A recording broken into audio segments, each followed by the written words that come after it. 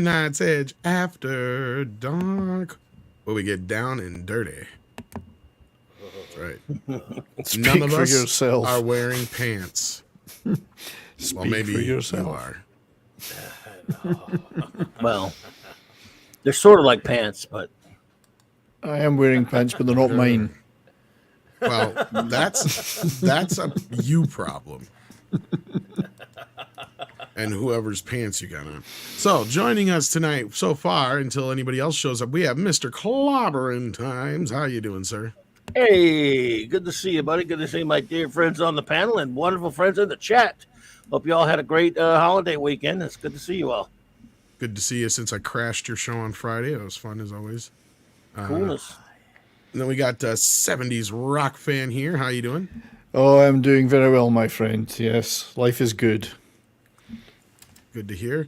And we also have with us 32 flavors of Nikwiser. How are you doing? Hi, Tom. I'm doing good. Happy to see you. 70s. You don't sound so happy. Good to see you, buddy. I'm doing okay. I swear. I swear. What's all wrong, the little swears. guy? Hail to the chat. Hail to our great mods. Thank you all for being here. We got some trailers to talk about today. We do have a and couple I of think trailers. It's gonna warrant some interesting discussion because I'd rather talk about some RVs instead. Oh,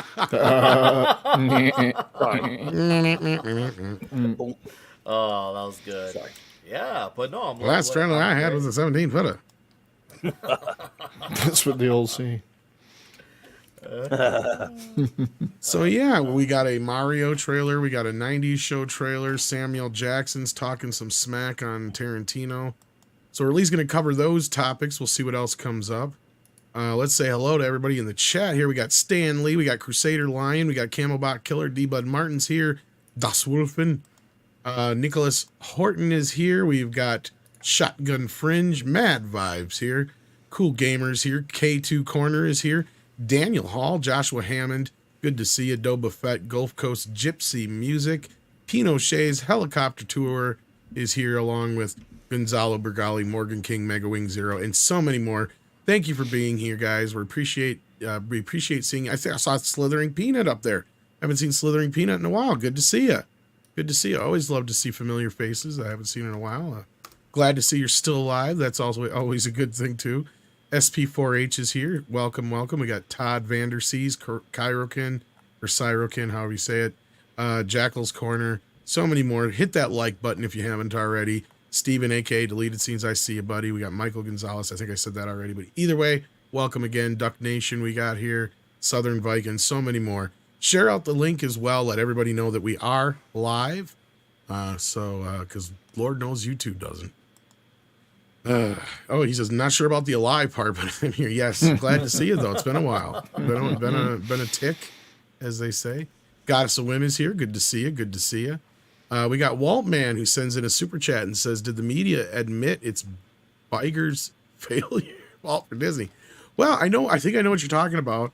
There's been a couple of stories out there, one specifically in the wrap, that I think we're going to get into deeper in tomorrow's conversation, most likely. But yeah, I think a bit of reality is set in some cases here, but I still understand this move on their part to a point, but again, I think we'll get into that more so tomorrow, but I don't know if you guys wanted to comment on any of that or if you saw the article even, if you know what I'm talking about. But yeah, they basically said what we've been saying, and that is that Iger has been brought in to basically sew up some of the issues he created.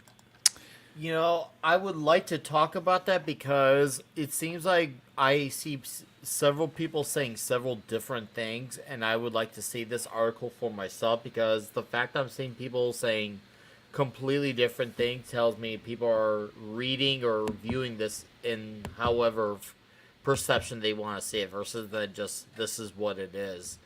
I know I'm not gonna mention names, but people are definitely saying, oh, one is, oh, he's gonna double down on this, and the other is, oh crap, he's admitting we gotta make change. It's just like those are very two big viewpoints that are very drastically different for each other. Which one is it? Well, he's come out himself and said a lot of conflicting things, but he's really leaned into the idea that, he's gonna the woke's not going away anytime soon, let's say. So that's clearly I an figured issue. that but- was gonna be the case. Yeah. None strange there. Anybody else have anything to say on that? I mean, I've watched obviously the Midnight Edge videos on this and various others. I'm interested in the concept that somehow they're worried about making payroll at Disney. Is this just? Which is funny because they just bought out the baseball rights for $900 million. I mean, that would be catastrophic for any company, especially one of point, their yeah. size. Yeah, and would be I cannot believe it's true. I mean, there's a lot of rumors, but I can't believe it's true. Yeah, at least not on a level of. They probably couldn't get a last minute loan to take care of that if need be. But that being said, again, I think we'll get into it more tomorrow. Just the same. Clobby, anything to add to that at all? Or Not really. I don't know much about the whole Iger thing. yeah, I figured you were pretty quiet there. So thank you for that. And we got Truth Hope Love, who says missed the other stream. So I'll say it here. Poking the woke stuff aside, what made me not interested in Strange World is that it ain't that strange. I've seen Stranger in Dr. Seuss. That's a good point. Yeah, there was nothing really that stood out to me from what I've seen in the advertising thus far that really was like, that's a good point. Slightly odd world, like not really slightly off. It's not all that strange. Yeah, slightly off world. Yeah. Slightly off world. Great title. Yes. I don't. I mean, they talk a lot about the marketing, the movie being based around the wokeness. I don't think I've seen any marketing for the movie, regardless of whether it was around wokeness or not. It just has not been marketed in any way other than that, pushing those issues, which they only seemed half-hearted about in the first place, other than a few interviews. It's just, where's the marketing?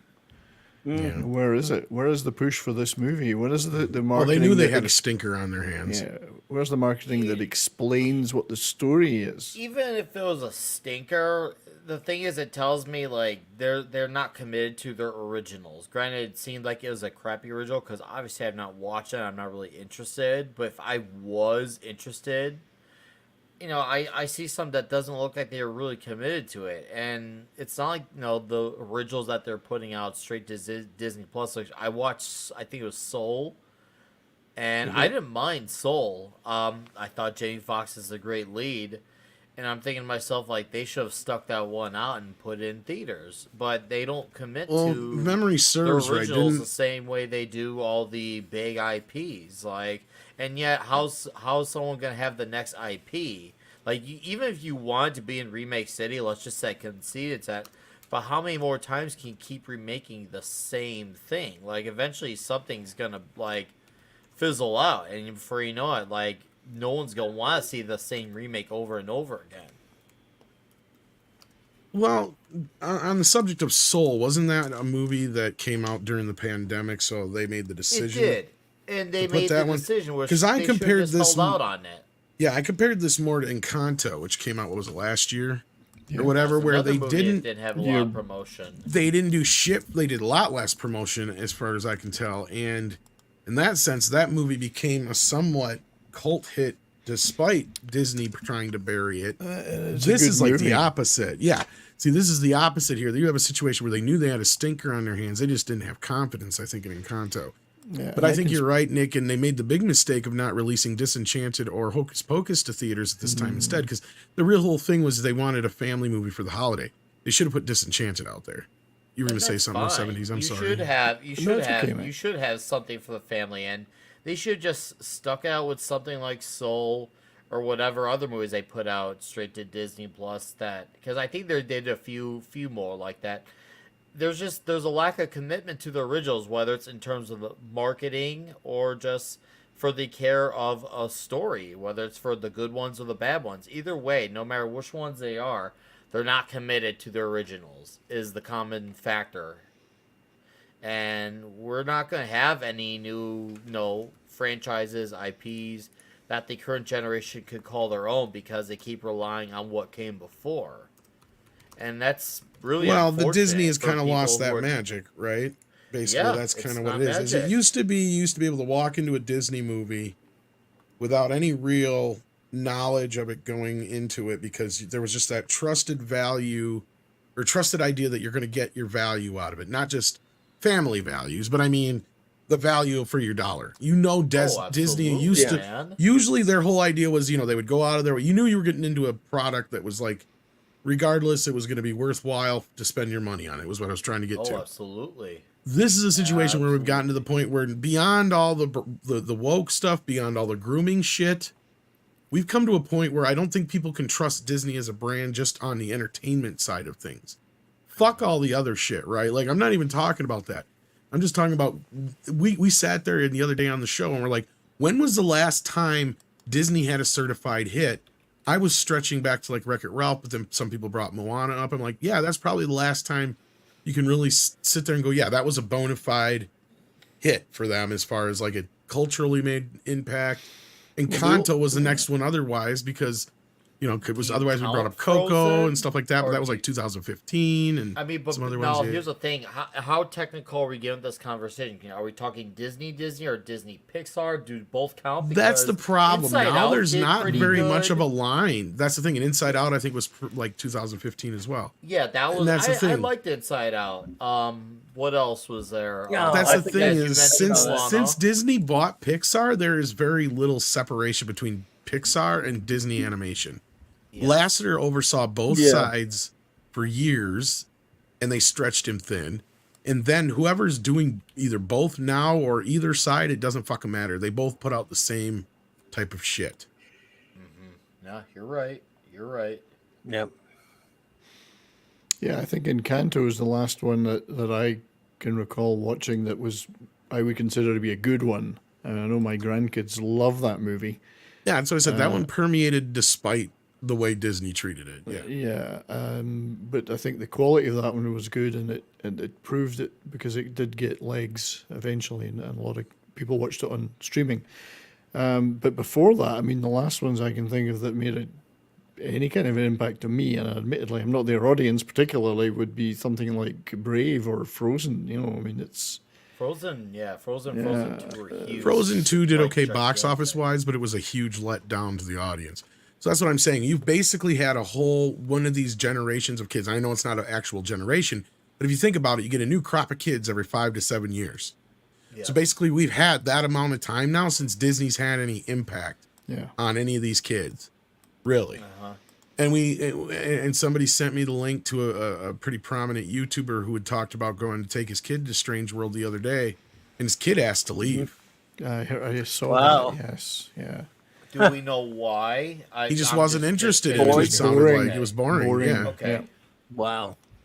Wasn't into it, whatever you want to call it. Yeah, it just sounded like that was the case. Wow. Then we got Truth, Hope, Love here who says, coming from a fan of Atlantis and Treasure Planet. Ah, yes. Yes. Well, see, that's when Disney still had a little imagination left. Even though those movies were not huge hits at the box office, they still have their audience, right? People bring them up all the time. And I think Treasure Planet is one that's on the docket to get a live action remake, which is kind of weird because Right. That is weird. anyhow, but yeah, so yeah, I see why you're a fan of those. And then he sends in another one. Thank you, Truth, Hope, Love. This one is directed towards Das Wolf, and well, maybe the wrong term, but I'm referring to Uranus and Neptune. Some other people might call that woke. Okay, I don't know what you guys are arguing about in the chat, but I'd have to go back and see what Das Wolfen had said to spawn that response, which I don't have handy here, and I don't have a 6 tonight, to where she might have been able to factor that in. Yeah, I think she might have to work, so she's sleeping. Oh, yeah. Then we're out of here. See ya. Yeah. No, Yeah, chance. sorry We're guys. gone. And then Rolando Ramirez said, I got one ad for Strange World in the middle of September, I think, and I saw nothing else. Yeah. Some people were I didn't saying see that much either. it reminded me of Encanto. Like, I was not aware of that film until I can't remember what I went to see. They had the trailer for it before it.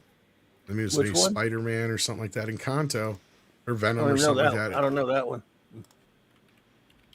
Encanto is the one that came out last year. And think yeah, it was Disney just did not Before advertise last it. year, wasn't it? Just at the end of last year, yeah. It was No, I think Their it was the end last- of the year I before, remember it was wasn't it? November. October-ish of last year. If it wasn't last year, it was the year before. I could have swore it was last year. It was the year before It because was 2021.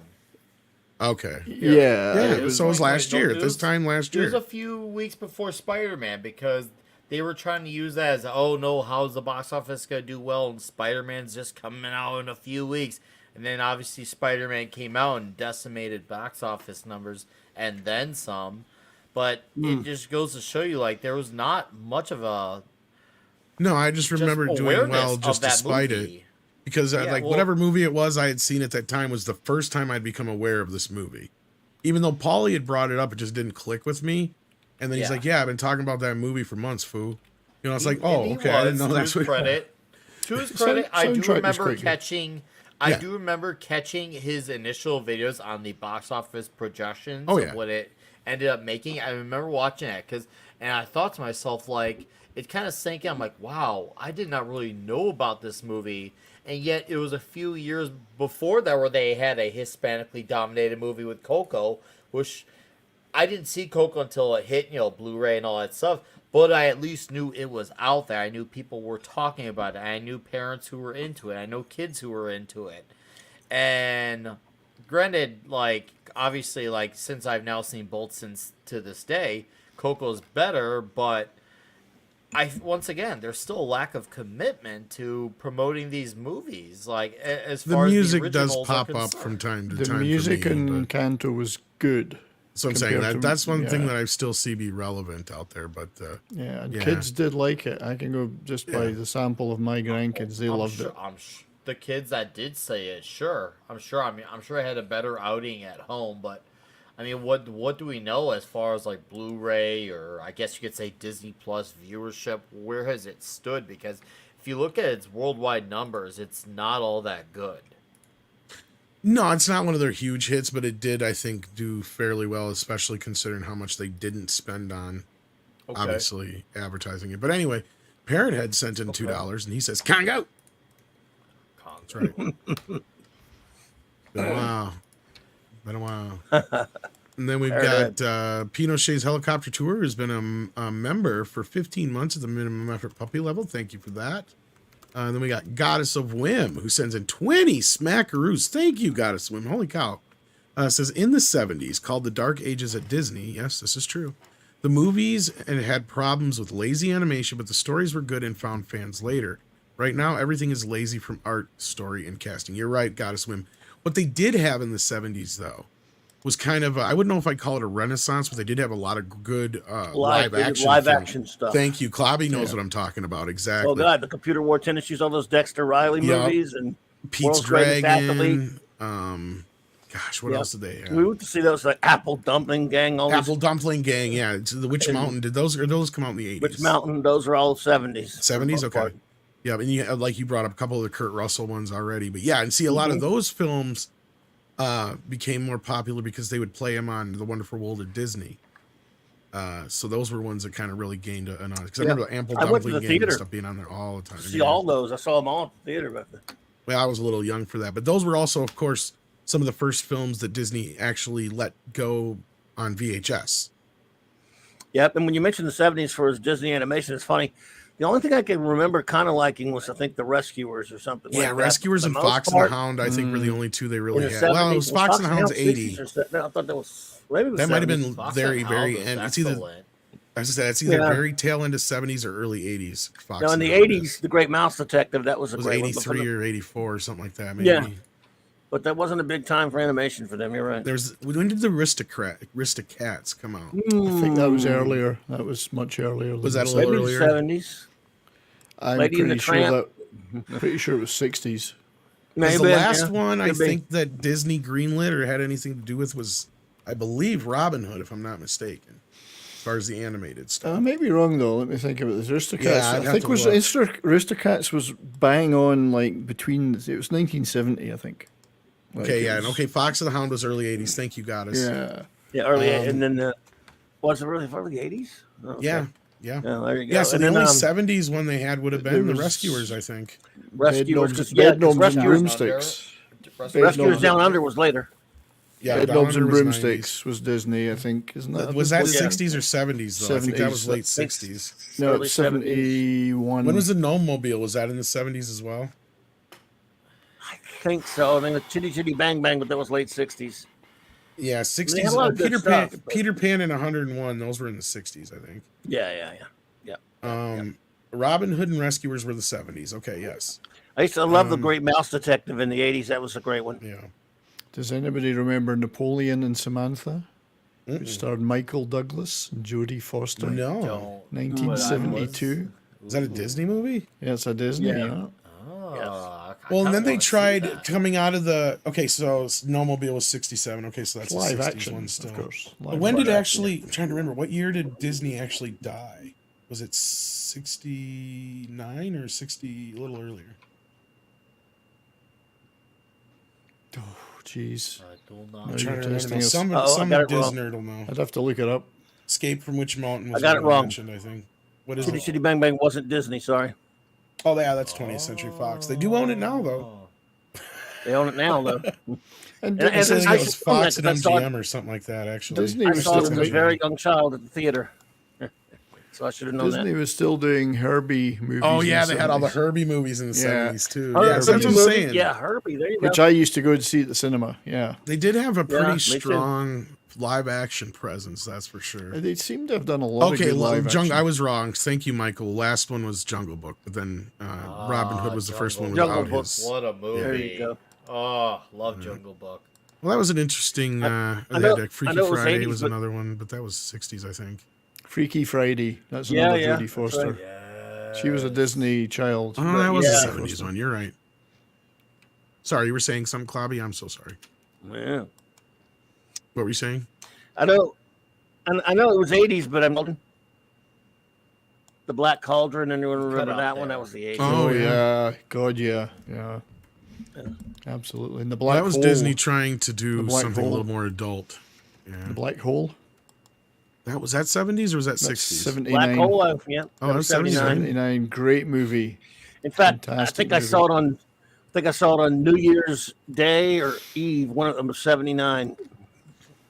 Something Yeah, like I that. think even the Muppet movie might have been just in the late 70s, very late. That 70s. was, but that was actually not released through Disney originally. So, yeah, originally that was, I believe, TriStar or Columbia that released that. Yeah, okay. But there's some good stuff in there, I think. Live Disney action didn't get particularly. involved with the Muppets until Yeah. Muppet Christmas Carol or Muppet Treasure Island, whichever one Muppet came first. I Christmas can't remember Carol. which one came Love first. I think it was that. Christmas Carol. Treasure Planet just celebrated its 20th anniversary yesterday, says Mecha J. Oh, Ooh, it's I truly an remember underrated Treasure movie. Planet. Skip Strange World and watch that instead. I agree. Well, honestly, it sounds like, and I'm not saying people shouldn't watch Treasure Planet, Mecha J, 100%. But it sounds like the movie has more in common with Osmosis Jones than anything else from a lot of people's descriptions. But I have not seen it, so I can't speak to that. Nor has anybody else, it sounds like. Truth, Hope, Love also sends in another super chat. Thank you so much. Says, okay, fine, I'll say it. We'll watch Black Cauldron over... Oh, fuck. Black Cauldron's amazing, Truth, Hope, Love. And it's actually available in 4K on digital form, at least, anyway. Yeah, I went to the theater to see that way back when it came out. I can't remember the year now, but it was in the 80s. Black Cauldron. Yeah, it was something different for Disney. Oh, What was that? that was a little creature in it. He steals the I don't apple. think I've seen Black Cauldron. I will Now tell you. you make me want to watch it. Man, I haven't seen it since the one time I saw it at the theater. I've seen it Wouldn't mind- once. I Yeah. wouldn't mind seeing it again, but It's kind of like the Sword in the Stone meets like Dragon Slayer, kind of, sort Yeah. of like that kind of a. It's actually based on a series of books, Okay. but they crammed like 2 books, I guess, into one movie. So they really. And then what happened is they ended up getting a harsher rating than they had anticipated. So they ended up cutting back quite a bit on it, and after an early screening, and I guess they destroyed the footage, so it's been lost forever. So sadly, there's some really cool stuff that's missing. But yeah, it was meant to be one of the. It was going to be a. It was supposed to be, I think, their first PG movie. Because did that come out yet when PG-13 existed? I'm trying to remember what year Cauldron came out. Was that 84 or 85? I don't 85. think Somewhere up in there. PG-13 Yeah, was so- yet. It might have existed when PG-13 did, but I think they got slapped with PG-13, and I think they were only going for PG was the point. Starred the great Nigel Hawthorne The more you Great know. film. and John Hurt. Yes, the more you know. Remind me, I gotta stick.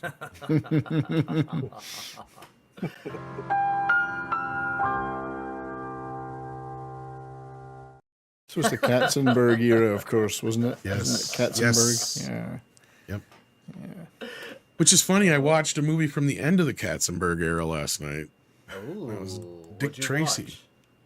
Ooh, Oh, dude. right, I actually yeah. live by. I'll have to take a send a photo to you sometime. I live by a giant mural painting of giant him dick? in my hometown. Of Dick Tracy. I Does wish. does the creator come from where you're around there? Or? Yeah, Cool. he does. Yeah, that's cool. No, I enjoyed it. I watched it again. It's been a while, but it's like, God, this movie needs to be remastered badly. It looks good. On It used to be Blu-ray. remastered badly. I prefer for the 4K perception. Couldn't they remaster it properly? Remastering it badly would be a complete waste of effort. It needs to be remastered badly. That's true. I get what you're saying. I That's, would love to watch I'll that. you just can see movie that from again. two different ways. Yeah. I'm being funny. I haven't watched that movie in so long. I think I used to watch that one when I was a lot smaller, and I'm like, man, maybe I got to revisit that movie because apparently, according to my dad, I really like Dick Tracy. And I remember like when I lived in Chicago before it was full on Chirac, I used to hang out at the hospital. I'd get the newspaper. I'd see the Dick Tracy comic strip. I'd always happy to see anything that had Dick Tracy or Dilbert for comic strips. Big fan of the comic strips. That's all that mattered. That was my comic fix before Marvel was a thing.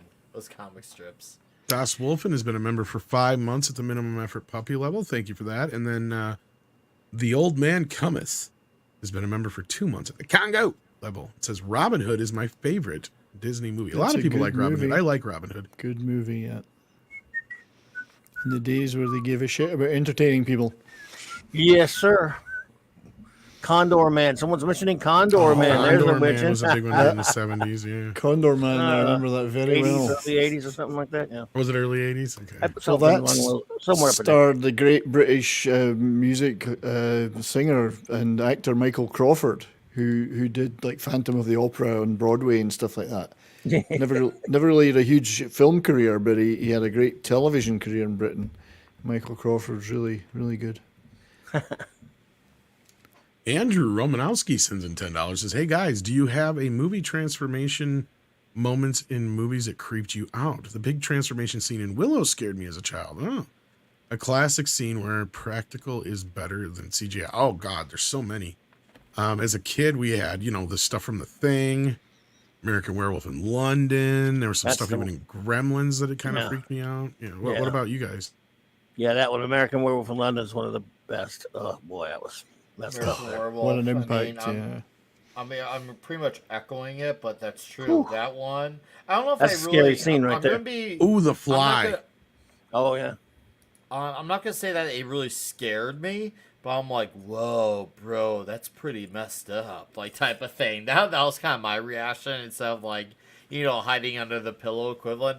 I'd be like, dude, that's just crazy, man. What's going on here? Like that was like I will not forget when I was first watching The Thing, the John Carpenter version. I was just like, dude, this is nuts, man. Oh Like, yeah. Oh, that was. I was like, horrible. bro, whoa. Well, Yeah. indeed, it's one of these moments where you're in the cinema and everybody leaps out of their chair when the Yeah. when Well, the here's arm- one that I like. the Richard teeth brought up burst out the Child's chest. Play, yeah, because even though I don't know if Richard just means him going from just being a doll to alive, but if you watch the first movie, something they did with Chucky that they've never done in any of the other movies is in that movie. In the first one, if you watch, he slowly starts becoming more and more human.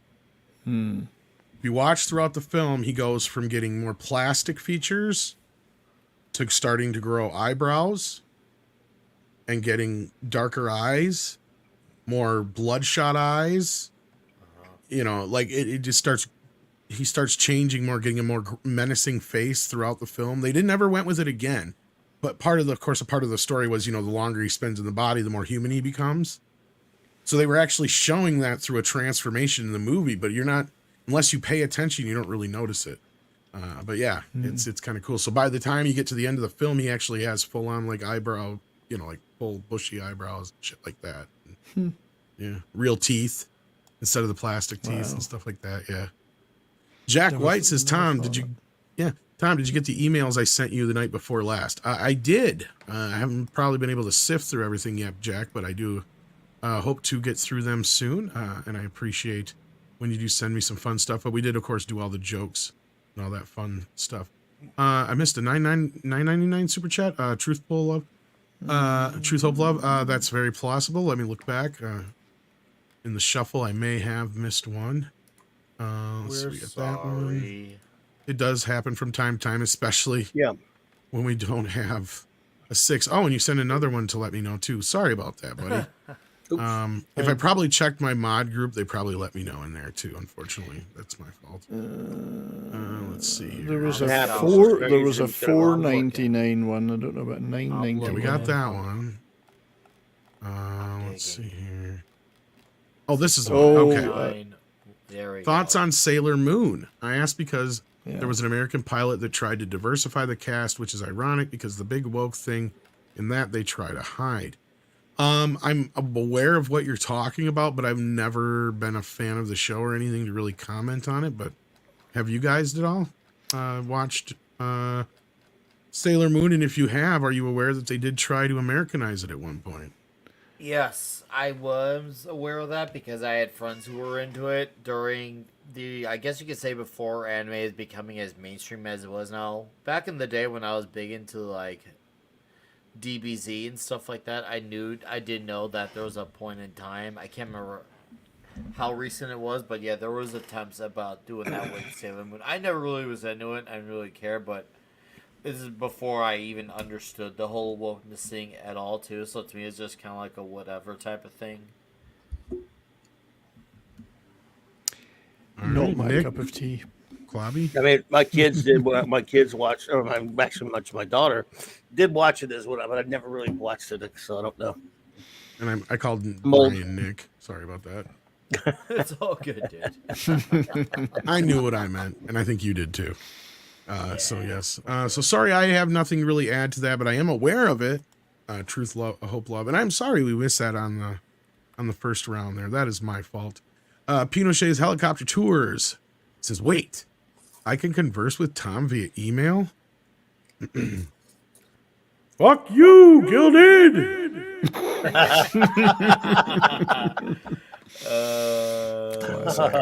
Classic. There's something off with this place. Yes, there is.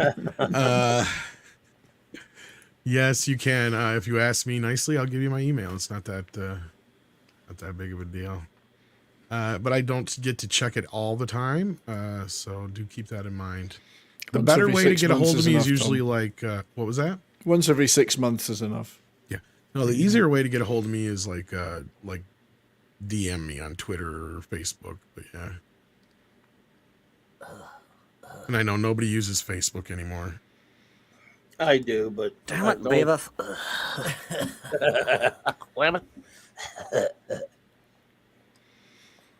I'm such an old fogey. I know, me and Klobby are the old fogies still using fucking Facebook. Yep. I keep in contact with some people and have my group for the show over there, but no. Right. All right. Well, with that, we are caught up on the super chats, I believe. Hopefully, I didn't miss anybody else's. If I did, please let me know, and the mods will let me know. You don't have to super chat me. That was very generous of you. You didn't have to do that, but we appreciate you letting me know. Truth, hope, love. Thank you again for all your support tonight. This show has been sponsored by you. And with that, we had a trailer. Mario, a new one. Yes. It's me, Mario. So we got a little bit more from Chris Pratt. We got to hear some of the other voices from the other characters. Got to see a little bit more of the world. What's your guys' reaction? Let's start with you, Nick, at the bottom there. What did you think of the trailer? I'm definitely in the cautiously optimistic. I think visually it looks outstanding. Like I kind of freaked out when I saw the rainbow, the whole rainbow lane. I can't remember what exactly it's called, but I remember playing Mario Kart a lot. That lane where you're on the rainbow. big fan of that level, so I was really excited for that. I know there's obviously a lot of definitely worry about what they're gonna do with Princess Peach, and I get that. I don't know if they're gonna Tila her. Maybe they won't. I don't know. Maybe it'll just be a scene where she comes out for the big battle at the end. Because judging by what I saw in the trailer, I can't believe I said trailer. Sorry. I think she's just gonna pop up for the big battle. Because the rest of the scenes, and once again, I could be being deceived, but the other scenes look like she's just there hanging out with Mario. So my guess is she'll come out for the big final battle. But I could see why people would have concerns after how burnt we've gotten with, main characters getting sidelines to prop up the female character. Or maybe that's just me being overly hopeful, but I do think it looks visually stunning. I mean, I think Pratt's okay with the voice. I still want to hear him utter the legendary quote, and then I can really, have a idea of how I feel. But I'm really liking Jack Black as Bowser. Really liking it. So overall, I'm curious, and I'm definitely gonna see this opening night. This will be an opening night I want to talk about. I'll probably want to do live stuff for this one when it comes out, because this is gonna be a big conversation to have. I want this to be good, because if this can open the gates for a Star Fox movie, I'm gonna kind of freak out. I was a big Star Fox nut back in the N64 Rumble Pack days, so we'll see. Fingers crossed, but yeah, we'll see. Cautiously optimistic. Thank you. All right. Brian, what are you thinking? Well, I refuse to watch it unless John Leguizamo is represented, because I'm all about the representation. Fair enough. No, I'm just kidding.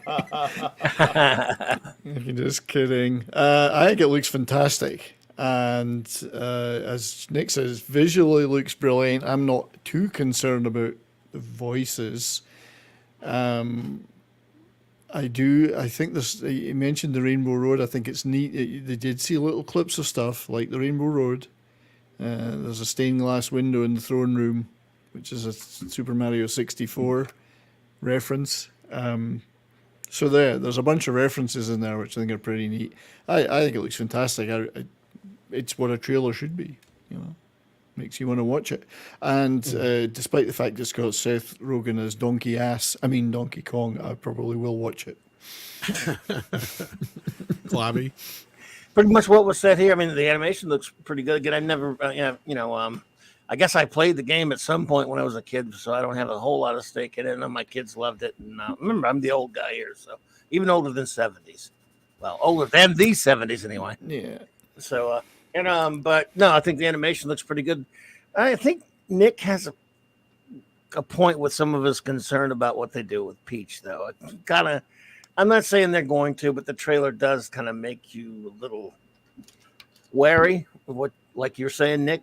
But it does. Again, the animation looks really good, so I think fans should be, like Nick, cautiously optimistic. Yeah. I'll jump off that because even Crusader Line brings it up here. Yeah, I have a feeling that she's there. She shows him the world a little bit, clearly to help him learn how he can use the flowers, the mushrooms, all that kind of stuff, probably. Yeah. Other tricks of the trade. But we've seen him in the suit, in the raccoon suit or whatever you call it, or whatever it is, not whatever squirrel thingy it is. That he's flying around in and stuff. So it's like he clearly gets to do some things, and they're going to have that final showdown between him and Bowser. You got to. And not only that, I don't like the fact that Seth Rogen is playing Kong, but what I did like is what you were just pointing out, guys, is like there's a lot of little nuggets in here for anybody. Look, full disclosure, I've not played a Mario game. I think I played a couple levels of Super Mario World on SNES. That's the last Mario game I've played. Right, me too. Probably a long time ago for me. I played the first three. I played Donkey Kong, the old Mario Brothers before they were Super. Other than that, no. But I did. But getting on that is I love the Donkey Kong thing, having the rafters or whatever you call them. That's there. So clearly they're gonna have this lead up to him going up the ladders and all that kind of shit, just like he did in Donkey Kong. And things like that, I think, are going to appeal to both parents and kids. On that note, though, speaking of kids, clearly that's who this movie is geared towards. I'm not disappointed that it's not got some tongue-in-cheek adult kind of thing going along with it. There may be some moments in there. I know the guys behind this are the Minions people, Illumination or whatever they're called, and Nintendo cracked a hard whip over this because they were not going to let happen again what happened to the the original film, speaking of John Leguizamo. So in that point, I know they're going to have a heavy-handed, like, quality control element over top of it. So whatever world we're going to see here is going to be very much in line with probably whatever the last few games have been. In that respect, I think kids are going to be very happy with this. I think there might be just enough nostalgic value here for some adults to get a kick out of a few things like we just said. Overall, some of the voice acting, yeah, leave it or take it. Some of it might be temporary yet, but Jack Black definitely killing it. He's really his voice relishing is the this. best in the trailers. Yeah, the first time I didn't even realize it was him. I forgot he was doing the voice when the first trailer came out. So, like, I admit he's really kicking ass in this one. And, as far as Chris Pratt goes, at least we got Let's Go. So, he's going to do a little bit of the Italian accent. Still sounds a little bit like Chris Pratt, though. The rest of the voices, second leave or take at this point, they're fine with me, whatever. At this point, though, the thing with Mario is I think he's such a big phenomenon of a character. I don't even think you really needed these movie stars to really do this. In fact, I thought you would have been just fine with, like, Mario and Luigi and stuff. You could have brought in whoever does the voices for the games. Maybe even the same thing with Princess Peach. Then you have Jack Black there as kind of like that veteran go-to, actor you can recognize to a point, but he's doing a really great job. A couple of veteran actor maybe voices in there. You don't need to splatter this with a bunch of names. You know what I mean? Like, there's no need for it. Mario is the star already. It doesn't have to be Chris Pratt necessarily. But on that note, aside from that, if I had a young enough kid to go see this, I probably will. I can't guarantee I will until it comes out on video, but yeah, my kid is a video game freak, so he might turn around and say, "Hey, Dad, let's go see the Mario movie." I don't know. That might be another thing that happens. This is a multi-generational film. We got to keep that in mind. Like, you've got many generations, much like I was saying earlier with the whole Disney thing. Every few years, you get a new crop of kids, and you get a new Nintendo system, and every time they try to have some kind of Mario game that's a big part of it. So, yeah. I just like that, at least from the parts that I am optimistic about, there is some really faithful stuff to the games. Like, and having my older one, she was pointing out things, but she's like, "Oh, hey, look, that's from Luigi's Mansion," stuff like that. So, and she's not only a fan of the characters because they're these super cartoony, cuddly characters, but she actually understands the world of these games. She knows the game. She's invested in the characters, and it's nice when she can point out to me the things that are basically the Easter eggs of the trailer, and it's nice to see her invested in this world, and she's pumped about it. And I look forward to taking her opening night, and hopefully we both have fun. But I want this to be good. I would just love to come out of it, and that we're just both over the moon about it. I would just love that. Yeah, we'll see what you guys are saying out there in the chat. Waltman says, "At least you don't have Kanye walking out on you." It's true. This is true. We can be like, "Kanye, what do you think of the Mario Brothers trailer?" Kanye, are you leaving? Kanye, he's leaving. He doesn't want to talk about the trailer. I'm a fucking Sonic fan. The Sonic fan. Yeah, that kind of reminds me. You just basically did that whole Hitler reacts to, where you just took what was going on but made it about that. Keep it. That would be a Hitler react video too. I wanted a Sonic 3. Why Seth Rogen? Except with this Hitler voice. I don't believe in fucking Italian plumbers. But you believe in a speeding blue hedgehog. He's got superpowers, motherfucker! Like me! Oh, that was good. I'm afraid He's from of the another color dimension. blue. I'm afraid of the color blue. Like me! I can relate to Sonic.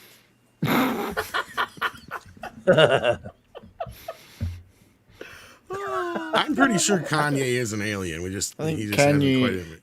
hates the blue meanies. I think he is an alien. I don't. He I forgot. don't think He's he is. trying really hard to pretend to be human. It's just not working out for him. The blue meanies are out to get him. Oh dear. We only take no for an answer. Oh Lord, Memerald, if I'm saying that correctly, sends in 10 Canadian dollars. We love Canadians here. We have one on the panel. He's a Scottish Canadian, Hey, just the same. I forgot to wish everyone a happy St. Andrew's Day. He's patron saint of Scotland, St. Andrew's Day. You know, like the Irish have St. Patrick's Day where they get absolutely hideously drunk for no apparent reason. We do a much more restrained thing, St. Andrew's Day, you see. We just eat a little bit of haggis, paint our faces blue, and run around in the Highlands naked. I'm more of a Whoa. genius than him. I'm a musical genius. Yeah, when he was a self-proclamated musical genius, I'm like, yeah, this bitch has lost it. I know. Then he's up there like, George Bush hates black people. And Mike Myers is just sitting there going, "Fuck, I'm Shrek, dude. What the fuck?" No, I'm fucking Canadian. You bringing this to my table? Seriously? Jesus Christ. Well, he is the guy who said, I don't like books. Books be all wordy. He did. I swear. No. He's I on. remember He don't like books. Because it's true now. I can't argue with it. They do have words in books now. Most of them. Yes, Two they words. Most of them absolutely do. do. Too wordy. Don't ask any current screenwriters, though, because they've never read any books. So No. they would know. But they have looked at them. They have looked at the cover. Jesus. Yes. Memerald says, new Mario trailer line, there are many galaxies out there, and all I'm thinking of is Super Smash Brothers. Would not be surprised if we got a Legend of Zelda movie if it all goes well. That's a plausibility, but doesn't another company own part of Zelda? I'm not 100% sure on that. I don't know if that's one they own. They might own it outright now. I'm not 100%. But yeah, never know. You never know. But yeah, I definitely could see that as kind of a Smash Brothers tease. Then we got Goddess of Whim here, who says the voices are so flat except for Jack Black. Yeah, I can't argue with that too much. He's going to save this movie. Also, I'm your Disney nerd if you have any questions. Well, thank you, Goddess of Whim. We'll try to direct them towards you. Indeed. Cryam says Mario trailer is fun, but I'm afraid they will ham up references to its detriment. That could be a problem. They know their audience for sure, but saving time for a real plot. Well, this was the second trailer, but again, this was almost more of another teaser trailer. Because you get a lot more of tone than you do any actual, how do you put it, like idea of what the story is necessarily going to be outside of bad guys coming, we got to stop him. Right. Yeah, I'm with you on that, Tom. I don't think you're going to get some big grand story. I think this is going to be a very loose, like first grade level, simplistic story. It's turn off your brain and have fun with it and eat up the joy of the world of Nintendo on the big screen. I'm sure they'll work out some much- interpersonal stuff between the characters. And that's not stuff you can really sell in a trailer as easily. Yeah, that's true. And, if they do, that's fine. I'm not expecting it. Like, would be a nice icing on the cake, but I see this movie turning out, once again, you got the people who worked on Minions working on this, and those are the type of movies with Minions and Sonic. They're for the kids first, and they're adults second. Anyone can enjoy it type of movies. So it seems. That's what I'm perceiving of this. You're not going to get some grand scheme story. Maybe I'm wrong. Maybe I say that, and there's going to be some really crazy layer of death. I don't know, but I just personally, I see this is going to be a very simplistic for the kids type of movie. Yeah. Nothing wrong with that, though. Nothing wrong with that. I mean, and there's not. There really the Sonic is not. movies were great. The family hit a really good family I vibe. enjoyed the Sonic movies. Yeah. Nothing wrong with that in the slightest. And if that hits the same, this hits the same vibe, great. And I don't think the kids will care if they've never played the games or not. I mean, No. What kid doesn't know who Mario is? Though? Exactly. Yeah, they'll still recognize the character. We were and they'll talking just- about this the other day on the show. Sure, there may be like Spider-Man or Batman, maybe, and Superman, may be arguably more recognizable characters throughout the world. But I remember that Mario overtook Mickey's place not too long ago, or like even maybe a decade back, as far as being more recognizable than Mickey Mouse was across the world.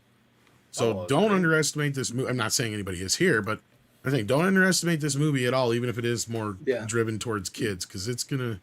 I think worldwide it's gonna play very well. Yeah, I'm pretty I sure it's going to agree. do pretty well. Yeah. I think it's a ways away, but I'm already thinking at least 750 worldwide at the very minimum. Oh, I'm positive it'll hit the billion, maybe. I think And it'll it make a might. billion. It might. Yeah.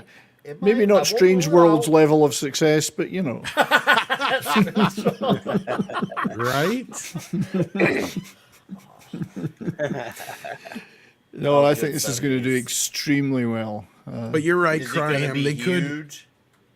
fall Huge. into a reference trap, but hopefully they find a way to do it cleverly, like the whole thing with Donkey Kong. Like if that's the whole thing, just to get to talk to anybody in there, and he's got to go through the whole thing, even though it may not be the exact way it plays out in the games. If they find a way to work it into where it's not, too on the nose, but works in the script and the story, and I see them working in, the carts and all that kind of stuff. Sure, it's going to feel. I see what you're saying. I would see more of a problem with it feeling like it's falling into more of the idea of like a toy commercial, right? Like even though it's based on a video game from the video game side of things, but like the same thing. You know what I'm saying? To where it's like we're just getting bombarded with shit constantly just because it's something Mario related. So it almost feels like they're just trying to sell us on everything.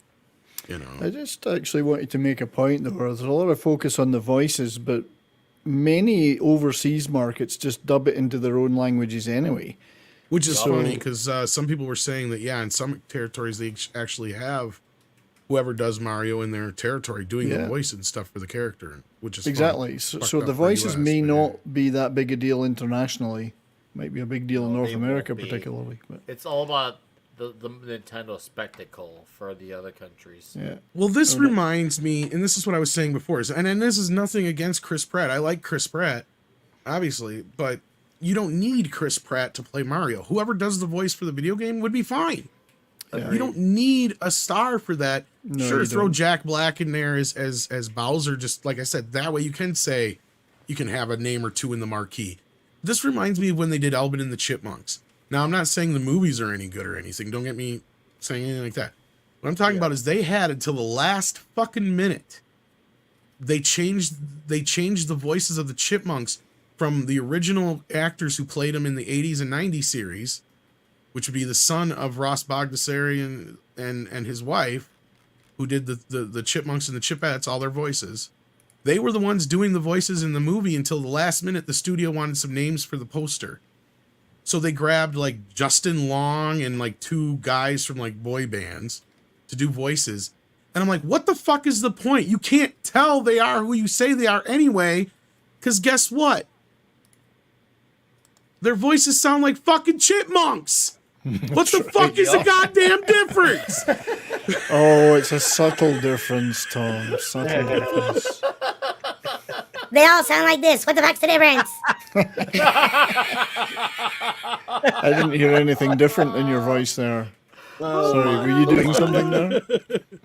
So again, I just read like that was for no other reason than to have the title, the names over the marquee. I'm like, what do you need all that for? Sure, Jason Lee isn't a huge star or anything, but he's your main guy here. You got Token human.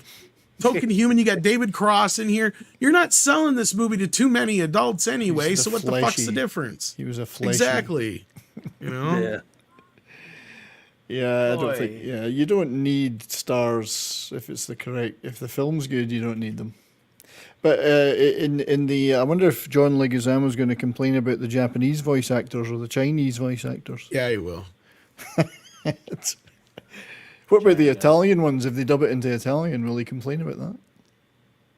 They will always move on to something. The Italian one would be hilarious. You know, One what'd be of the- funny is if they give them like all the characters are speaking Italian and stuff, And then all of a sudden when Mario talks, he sounds just like a standard American like American, this. yeah, American. To avoid the stereotype.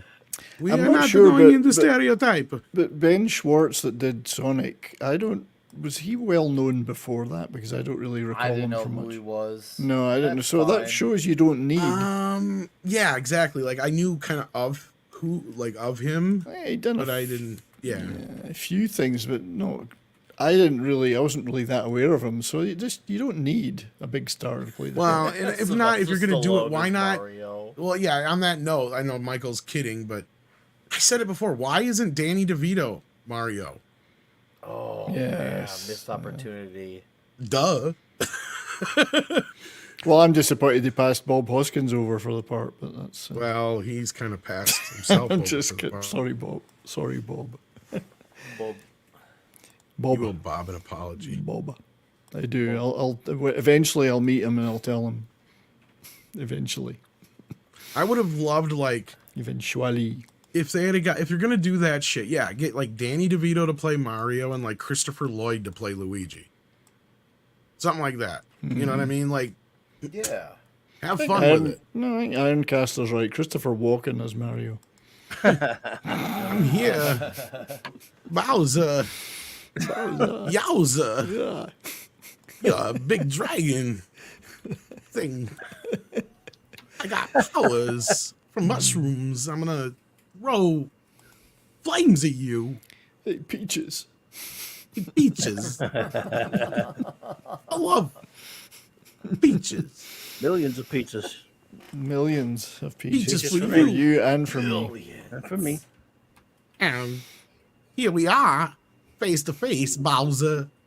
Yowza, yowza. John Travolta's Mario.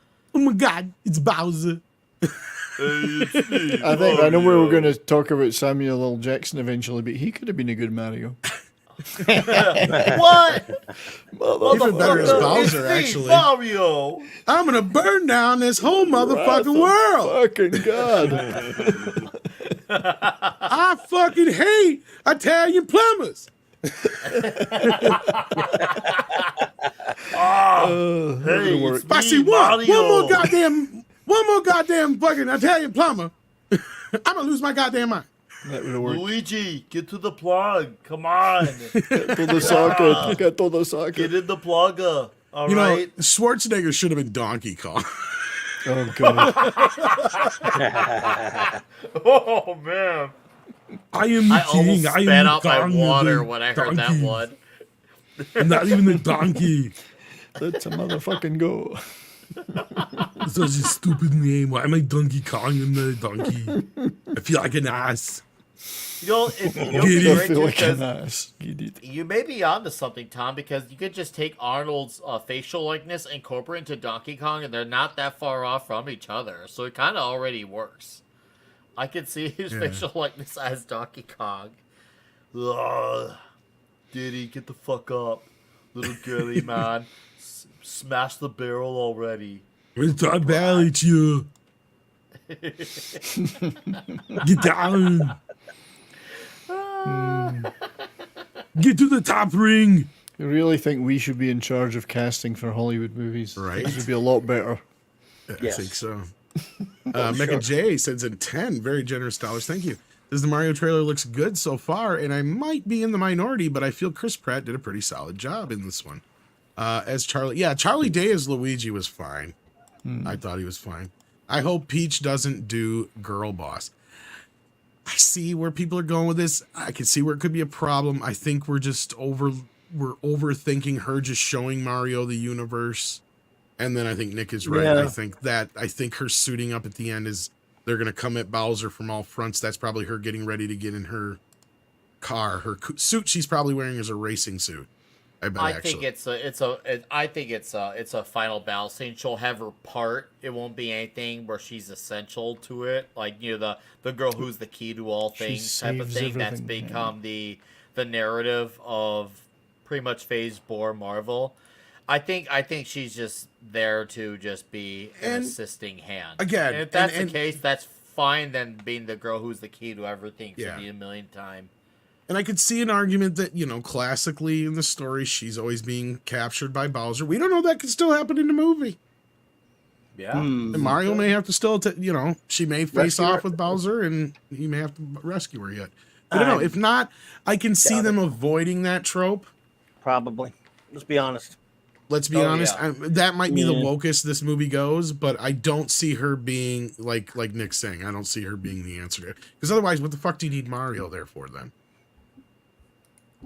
Well, that's I don't exactly know, it is why they need 2022. Mario to prop up, because he's the name recognition.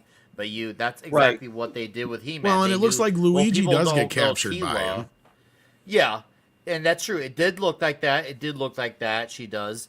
But that's exactly what they did with He-Man. They knew that He-Man was the brand recognition, and so they came in for He-Man, got Tila instead. Now, do I think Nintendo could go that route? I mean, I don't think so. They're not really known for dabbling into these identity politics, I guess you could say.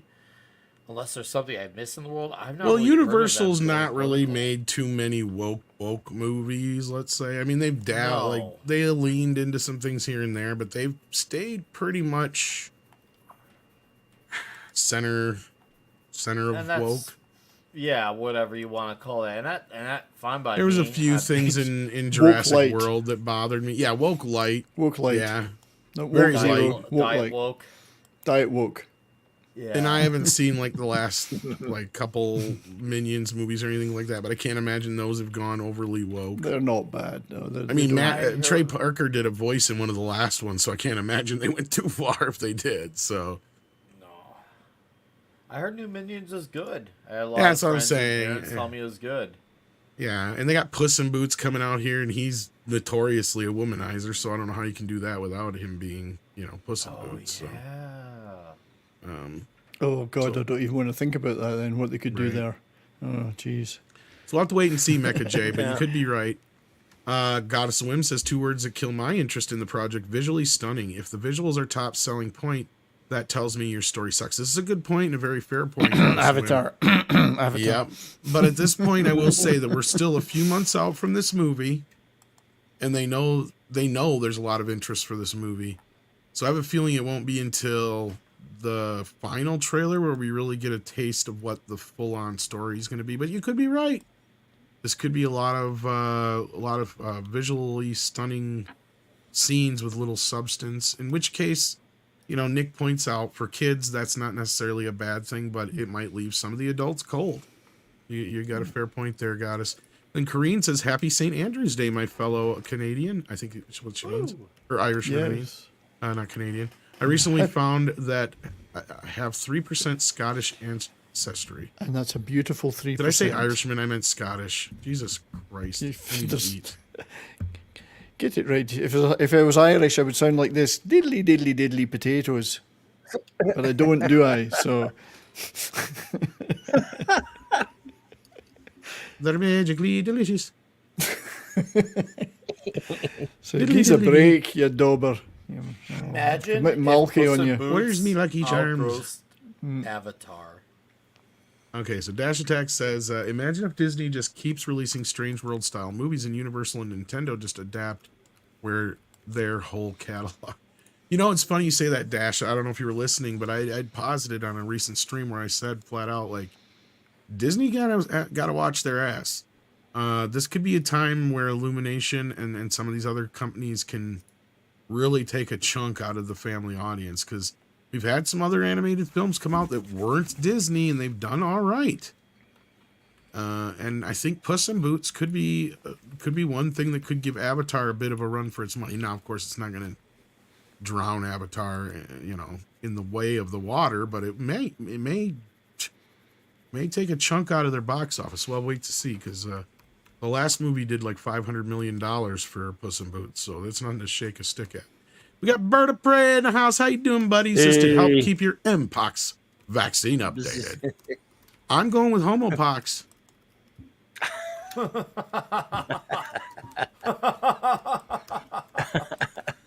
We can't call it Mpox because Mpox is, you know, it's too close to monkeypox. sounds a bit South Park. Pox. Pox. Okay. Pox. Pox. My pops. Wow. And then Night of Snake has a question for us. Says, who do you think the remaining Joker cast members are in Joker 2? Because they are all given mystery castings. You can find them here. Thanks. I didn't see a link there, or at least I didn't grab it. I'm not sure offhand, but if we get a chance to check into it, I'll do my best. I don't have a 6 today, so unfortunately, it's really difficult to navigate. Got no one watching your 6. Yeah. So I don't know if anybody's been keeping up with the casting on the Joker. No one has your 6. 6 is not watching my 6. I think she has to work tonight, so she's probably resting, and she's earned it. So with that, we'll try and get back around to that Night of Snake, but I have no idea at this point. I'm sure there's somebody, some of the characters, who knows? They may have like a Hugo Strange show up in there. He's usually associated with Arkham and those kind of characters, I bet. Dash Attack says, John becoming an SJW is sad. I liked his Luigi. Yeah, Leguizamo, Johnny Legs has kind of been losing it. Yeah, he's nuts. No, he is beyond lost. Paulie's been calling him out quite a bit, yeah. Right. Yep. Tommy Wiseau. I wonder if that's why they reduced his. Tommy Wiseau is... I wonder if that's why they reduced his initial John Wick role. Maybe. Which because he virtually disappeared after the first movie. Oh, yeah. Not that he was in that much either, but he. I was going to say, he kind of served his purpose at that point. Yeah, I guess so. Tommy Wiseau is Mario. It's not true. I did not hit the Princess Peach. It's bullshit. I did not. Oh, hi, Luigi.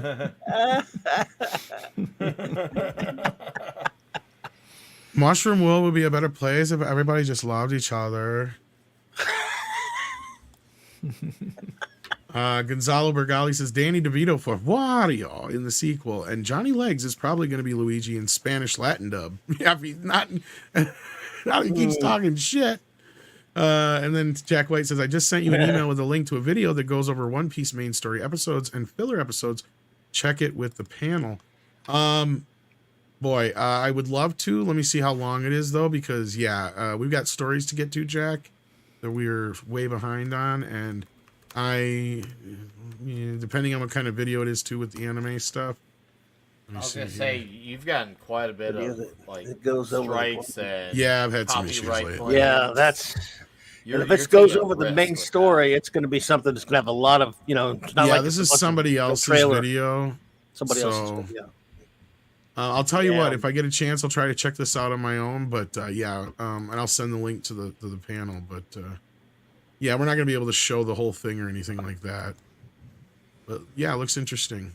I do have it here, so thank you for that, and I will try to get back to you about that as soon as I can. Thank you so much. And with that, 70s has to drop out. Speaking of, He's so always- he's that's always the a thing we're already dropout. behind. Nothing to do It's with his dinner food time. either. Nothing to Oh, do really? with food. Drop out. I got to go down to a local Canadian Legion. There's a big meeting tonight. So. He's got As a a cool- member of the it's like a Legion. lodge You're a meeting. Legionnaire. Yeah, Royal Canadian Legion veterans and all that stuff. As I am. But yeah, so thanks, Tom, and thanks, my friends on the panel, and thank you to the chat. All right, buddy. Wonderful That was show. a cool show you did yesterday, buddy. Enjoyed it, man. That was Oh, great glad stuff. you enjoyed it, mate. Yeah, if anybody wants to look back at the replay of that, we did a James Bond theme special. It was a lot of fun. So, but anyway, you guys enjoy the rest of your night, and I will see you all soon. All right, bud. All right. Well, take care. actually, before you gotta go. Yeah, So never mind. no. I was gonna say, if you wanted to, why don't instead of doing this story, why don't we jump to this story real quick, because you did get to watch the trailer, so you can give your reaction to it on the way out the door. We got a first look at the '90s show, starring, of course, returning to the roles of Kitty and Red, our Kurtwood Smith, and I can't remember her damn name now. All of a sudden, where is it? At Thingy me here? wants it. Anyway, The lady. That lady. in that show. Just That briefly, lady. I wasn't a huge watcher of that 70s show. I don't watch a lot of mainstream television or network television. The bits I did see were quite good. There was some certainly good rock stars occasionally popped up in it. But the trailer for this, Kurtwood is brilliant. The show may he's be always crap, funny. but he is really funny now. Hopefully they're not just chopped the best bits that he's got and the rest is rubbish, because his bits in this trailer are just killer.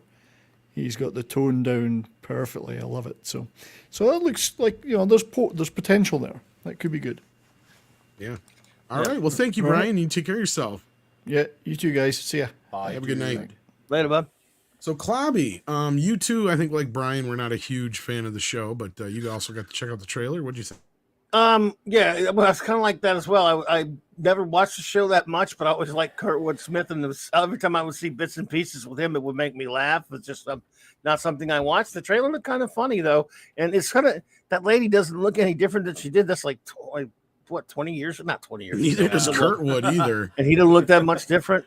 So yeah, I think it probably looks like it has a chance to be very funny. It just depends on whether it's goes the wokeness or it just tries to be funny like the old show was. So looks Nick? interesting. You know, what this trailer, it looks like they're trying to like take what they wanted of saying, okay, let's get some of the recognition of that 70s show with the parrots, but let's have a new youth cast like they did with that 80s show. It's all but we'll call it that 90s show. So they took elements from both, and now we got this blended idea of that 90s show. That's what the approach I see as what they are aiming for. I mean, it looks okay. It doesn't look bad. I mean, definitely it's nice to see the parents together again. They clearly still got and they clearly still love these characters. I think my real, like, I don't know if I want to say it's a concern, but my hesitance is towards how are the youth kids going to be. I think that's going to be what makes or break this show. Because I'm sure the parents will be great, business as usual, but I think the kids, these new kids who we don't know yet, which is fine, I think they're going to be the deciding factor if this show can last, because the parents are not going to be able to carry a bad show, Right. no matter how The good they grandparents are. in this case, the grandparents. Yeah, they're absolutely grandparents. You need the kids to carry this show. And I'm not saying that they're bad actors because they're kids. It's just, will they make them three-dimensional, likable characters you can connect with, relate with? Well, like, especially if you're a 90s kid, will you connect with them that much more because it's the 90s? I hope they do, and I hope they're not just a bunch of lifeless characters that are just there to, I don't know, put on a message or something. I hope that they're really kids you can really, grow up with and be attached to all their character arcs. And you have your, I like this character more than that character. I would love to have those conversations again. So we'll see. Yeah, so the trailer's only about a minute long, so we didn't get a whole lot to go on. But let's read what they put here in Variety. It says, when Netflix first reached out to that 70s show creator, Bonnie and Terry Turner, which I'm not so sure if those guys had anything to do with that short-lived 80s show. If I remember right, I think Fox they had like a show that was kind of similar to that. They're like, why don't we set this in the 80s and call it that 80s show or whatever? And they ended up making one of the characters like Eric's cousin, just to give it a connection. And that was it. Okay, so what it was. If I remember right. What about the rest of the cast? Any of the other cast of the old show? They're going to be on there, or is it just those two people? Well, let's find out. When they were first asked, they said no. And then when we thought about it some more, says Terry Turner, we said no again. Then the notion had been unlocked. This was during COVID-19 quarantines, and the Turners had plenty of time stuck indoors to think about it. Meanwhile, Kersey Werner's Tom Werner, who successfully brought back Roseanne, with one hiccup, of course, leading it to evolve into the Connors, was also in contact and asked the Turners about it as well. Turners thought about it some more and started considering it, but only if they came up with an idea that worked. Our first pass that Eric Topher Grace had at some point gone to a rock festival and hooked up with someone, leading to an unknown grandchild, Terry Turner says, and at the doorstep shows up a 14 or 15-year-old kid who says he's Red Smith and Kitty's granddaughter. Deborah Jo Rupp, of course, playing Kitty. Netflix told them to try it again, as the audience just don't warm up to a surprise love child. The Turners then approached Greg Metler, who wrote for them on the 70s show and Third Rock from the Sun, about taking the reins as showrunner. Together, Metler and the Turners, including their daughter Lindsay, cracked a concept. We agreed amongst ourselves that we weren't going to do it unless we could find a reason, Lindsay Turner says. And the thing that Greg said that I really loved, and I know Mom and Dad did too, was the 90s was the last time that people were looking up. They weren't looking down at their phones. It was the last place of a real kind of engagement, having to make your own fun and really connecting with each other. The fruits of their 10-episode live-action That 90s Show starring Smith, Rupp, and a young troupe of newcomers premieres January 19th on the streamer. Variety has a first look at the teaser trailer. Cast photos, scroll down for more. I wanted to have the same feeling as that 70s show, Metler said. The show had a very special tone. It was playful. It had a heart. It was sarcastic. It was filled with love within the family, within the friend group. I missed being in the basement with those kids.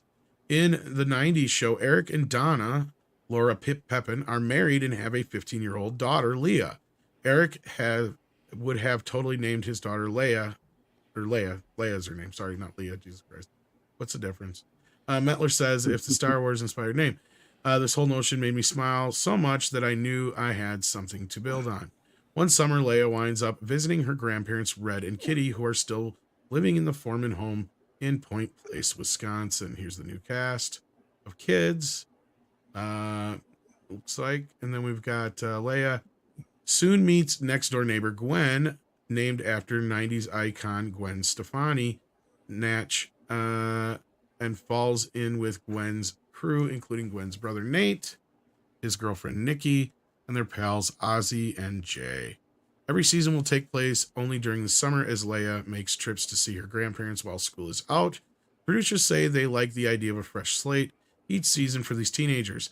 They physically change, they emotionally change, their lives have changed, their goals have changed.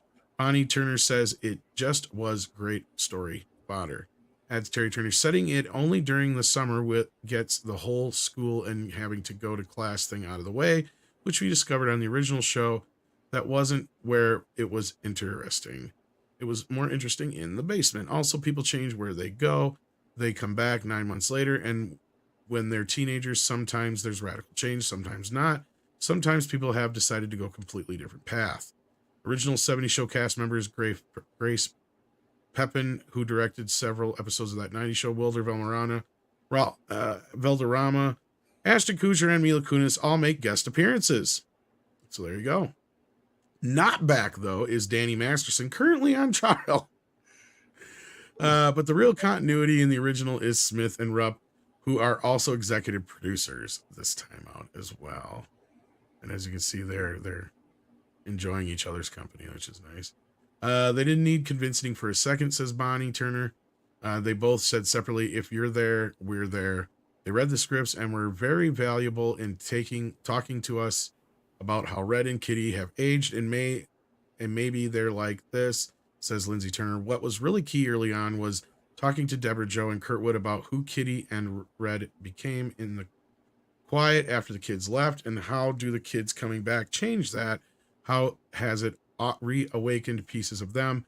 How have they changed? How are they the same? Part of the reason that we know we are doing it good. Those blah, blah, blah. I'm not going to keep reading this. This goes on for fucking ever. We already got all the answers to the questions I think we were asking. Yeah, this is a very, very long thing. Yeah. So yeah, if you're interested, check it out. Yes, sir. Yeah, I like the sound of it. Yeah. So we'll have to see how woke it is in the end of the day, but it doesn't sound like it's going to be too awfully woke. So Yeah, no. They may even be able to have fun with the woke, because you guys got to remember, if I'm sure Clobby knows what I'm talking about. Nick, you're a little younger than us, but I'm sure you may even remember. You know, we had that PC era of the 90s.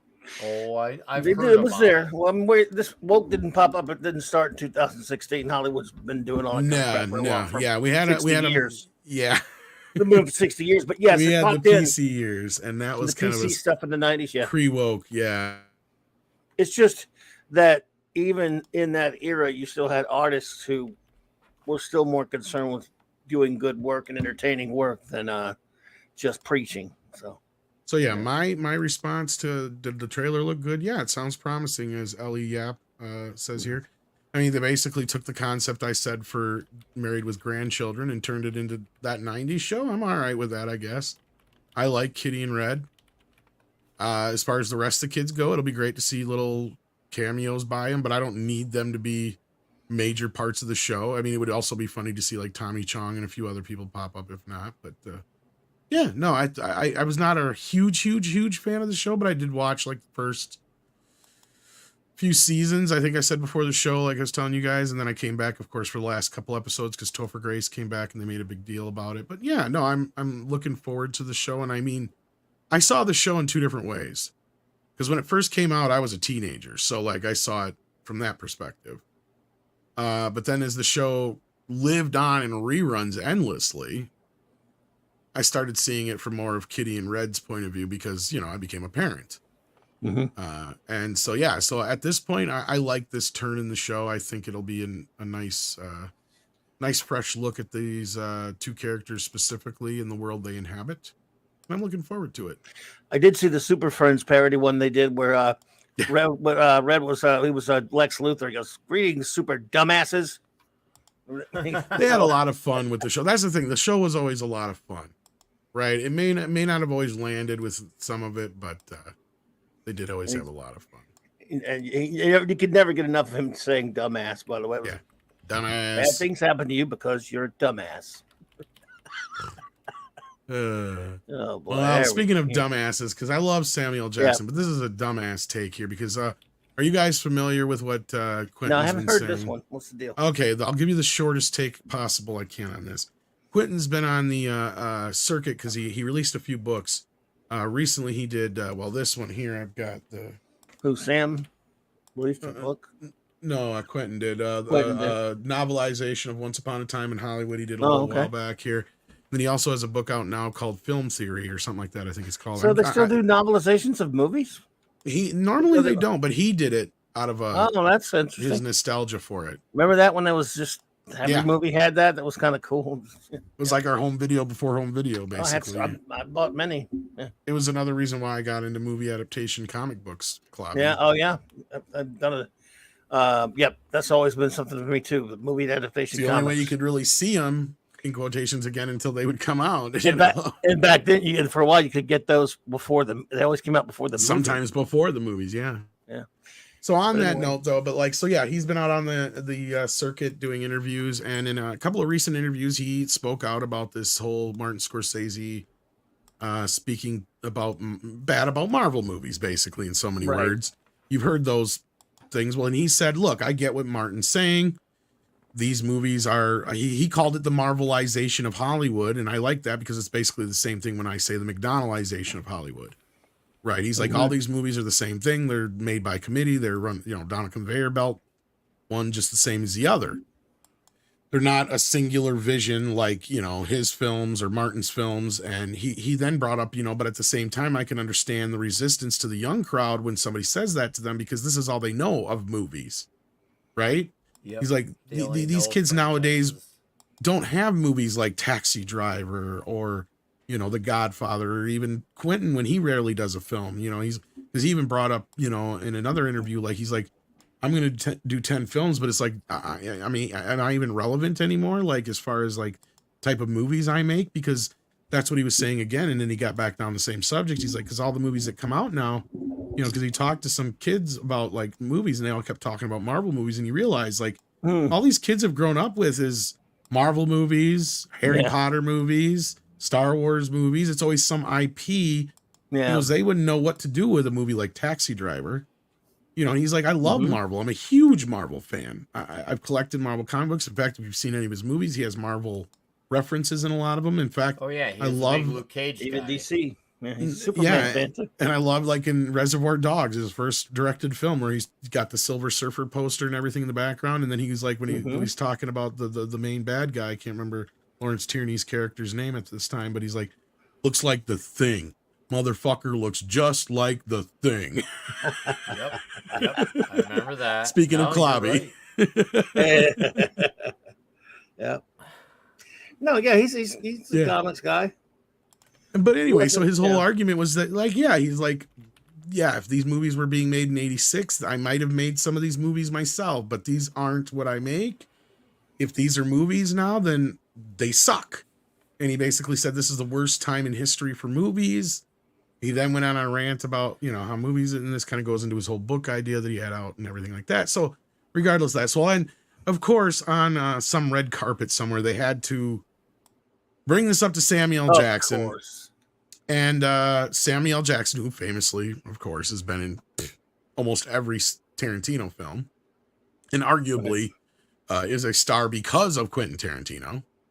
Yes, arguably for sure. Yep. Was asked about this, and I don't think he's actually heard Quentin's comments. Okay. I'm going to say that first and foremost. And now that's not an excuse for Samuel L. Jackson. I'm just going to say that because once you hear what he said, I think you'll get what I'm saying. He said it takes an actor to be in those particular characters. Because this was the other thing Tarantino, that reminds me. Tarantino also brought up the thing that's been brought up many times by many different people, including Marvel actors themselves, that Captain America is the movie star, not Chris Evans, right?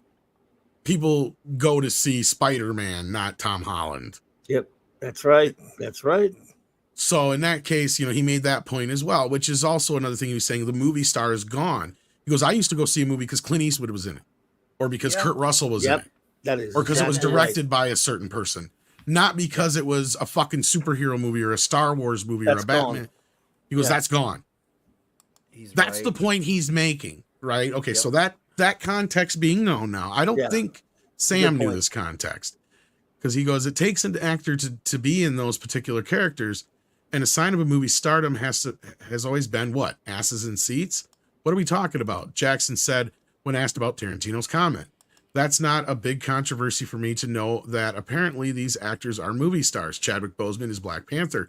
You can't refute that, and he's a movie star. So right there, he clearly didn't even know what he was being asked for, and had to be clarified probably by the interviewee that he was asking because of Tarantino's comments. And then Jackson went on to say, part of my Marvelization, or no, this is Tarantino here. I thought there was more to Jackson's comments. Okay, he says, this is an old one. Okay, this is probably a bad take on it, but I thought he had a few more things to say about it. But yeah, clearly from his comments, you can tell, I don't think he quite understands what Tarantino was saying. Or Maybe they don't hang out anymore. Maybe they don't hang out anymore. That's probably true. And the thing is, like, Tarantino is right on all of these things. It's not about how you feel about the movies, whether it's the Marvel movies or Tarantino's movies. Like, our opinions on those movies are absolutely irrelevant. He is right in the sense of what's going on with, we do see these movies for a Captain America or a Doctor Strange. That's true. Right. We're not talking about the movie star with those movies. We're really not. That's true. We don't have the big name like celebrity. Like, at least for those people who did see Top Gun Maverick, they said, they want to see it because, they want to see a Tom Cruise flick, because Tom Cruise is a draw in that way. So he is a name that puts asses in seats. Now, you don't have many of those names anymore. They're like that, where you could just throw the actor in anything. And I'm going to have to push back against the Chadwick Boseman thing, because no disrespect against Chadwick Boseman. I loved him in Civil War's Black Panther. I even say I thought he was great in that movie. Yeah, I liked the movie. He was Jackie Robinson, but he's not really a movie star. He was talented. Yeah. He's no doubt. You're right, talented. Nick. Otherwise, his movie that came out after Black Panther would have been a huge success. Yeah, I give him credit for his talents. Like, I'd hire him if I was working at Hollywood. Like, I would love to hire him if I was a professional. Yeah, I would love to work with Chadwick. But he did not. His name was not a draw wherever he went. That would have been nice if it was. I was glad to concede to that, but it's just the truth. But none of them are. There's only a handful of those people that Tarantino was talking about. He's one of them, right? Like, and that's what he kind of said then to finish up his thought. He was like, I want to go out on top. That's why if I do one more movie, that's it. I'm done, blah, blah, blah, blah. I don't believe him, but he could be right about it. I mean, he's getting up there in his age. But he is right, because outside of himself, there's only people like, as Goddess of Wind points out here, there's Edgar Wright, there's Christopher Nolan, and there's Tom Cruise. Who else can you say makes movies now that you go to see them just because of them being involved? Clint Not Eastwood many. Is almost Chris done, Nolan, but he's for the Chris Nolan audience. Clint Eastwood. Like, I'm not into the Nolan style, but I do recognize that he does have an audience that will go see any of his movies. Peter Jackson. If you're just talking about directors, Peter Jackson, Del Toro, maybe. But to a point. But as far as actors, Clint Eastwood, Not many. Clint Eastwood. No, that's not. I mean, none of these guys. Look, Robert Downey Jr. can't. I mean, he's had bombs after being Iron Man. Yeah, outside of Sherlock, he hasn't had any success. That's right. And Samuel L. Jackson. Again, these people, they're very popular actors. Don't get me wrong, but Samuel L. Jackson's had movies that didn't make any money. Ryan Reynolds has had movies that didn't make any money. Yeah, they have certain things that people know them as. But you're right. but this is we don't. The days of a John Wayne, are over. Yep. Or at least they're not with us anymore. Like I said, as much as I can't stand Tom Cruise, Even know Schwarzenegger, I know his Stallone movies. Yeah, the can't sell a Schwarzenegger movie Stallone. anymore. No, they can't. But they used to be able to, though. In those days, Yes, they used are to. over. Oh, I remember Right. when. look, even John Wayne, who's one of the biggest box office draws of all time on name recognition, when he stopped making westerns and did 2 cop movies, Brannigan and McHugh, nobody went to see him.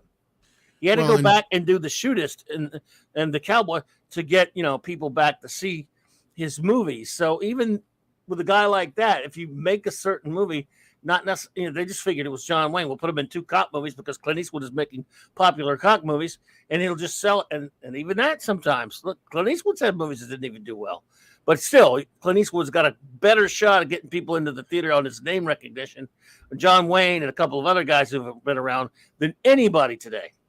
Yeah, you're not wrong. Joshua, you're right too here. They're kind of movie stars in Marvel films. That's the other thing is a lot of, and we were talking about this earlier, Mr. H's stream, and I made the point. Like, name one star that has really been made by Marvel. Nah, right? Not very many, really, if you look at it. Even the arguable ones like Chris Pratt and Chris Evans and Thor, what's his name? Chris Hemsworth. They even Hemsworth still has kind of not had had careers many before. successes. No, but they still had a career somewhat before these movies, and the rest of them clearly were all movie stars beforehand. We all know who Paul Rudd is. Oh, of course. You know, like, we all know who. We don't want to know who Brie Larson is, but we sure fucking knew who she was. You know, that's what I'm saying. Most of these roles are. What's her face is Black Widow, the Scarlett Johansson. You know, she was already a movie star. Everybody know who Mark Ruffalo and Edward Norton were before the films. Robert Downey Jr. Everybody knew who he was. You know, none of these people were necessarily no names. You know, until you get to like some of the newer films, and those no-name people, for the most part, like Simu Liu, who's had a problem with Tarantino. What Tarantino's been saying, it's kind of proven you're proving him right. Because what have you done, Simu Liu, since you've had a Marvel movie out last year? You should have had another movie out by now. Stephanie has a point that there's one guy left right now that is in that category of a big superstar. It's Harrison Ford. Well, his dog movie didn't do that well. Well, I understand.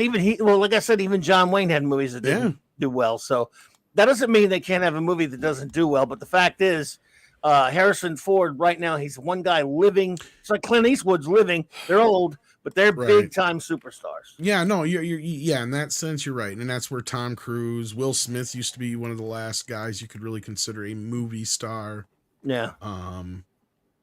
Not many, even like you said, because even Ryan Reynolds, he's one of the few. Chris Pratt are one of the few that I could argue can sell. Yeah, people like him, but on just who they are being in the movie. But it's not every time. It's not a no. People like those people. It's the difference between a very well liked celebrity and being a superstar, or being a no. But those are the closest I would say, to actual movie stars we got. But I mean, even look at like what was that movie with Sandra Bullock and Channing Tatum, right? Like even Sandra Bullock, she's how old now? Who even Sandra Bullock? Yeah, she's up there. Yeah, I mean, she's definitely got to be at least a couple of years older than Channing Tatum, I'm sure. I'd say so, a decade maybe. Yeah, and they even have Brad Pitt in that movie too for good reason.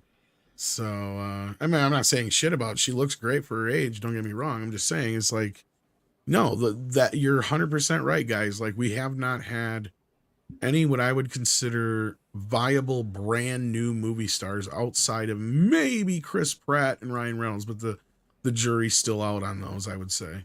Lost City, that's what I'm talking about. Yeah, thank you. The jury's definitely still out on those guys. And once again, yes, all of them have had their successes and their not so successes, but it's one of those things where when people hear the name, is that going to be a default to, okay, I got to go see it because so-and-so. Like Pratt has his fan base, he does. But Pratt hasn't Pratt hasn't taken any chances yet, Nick.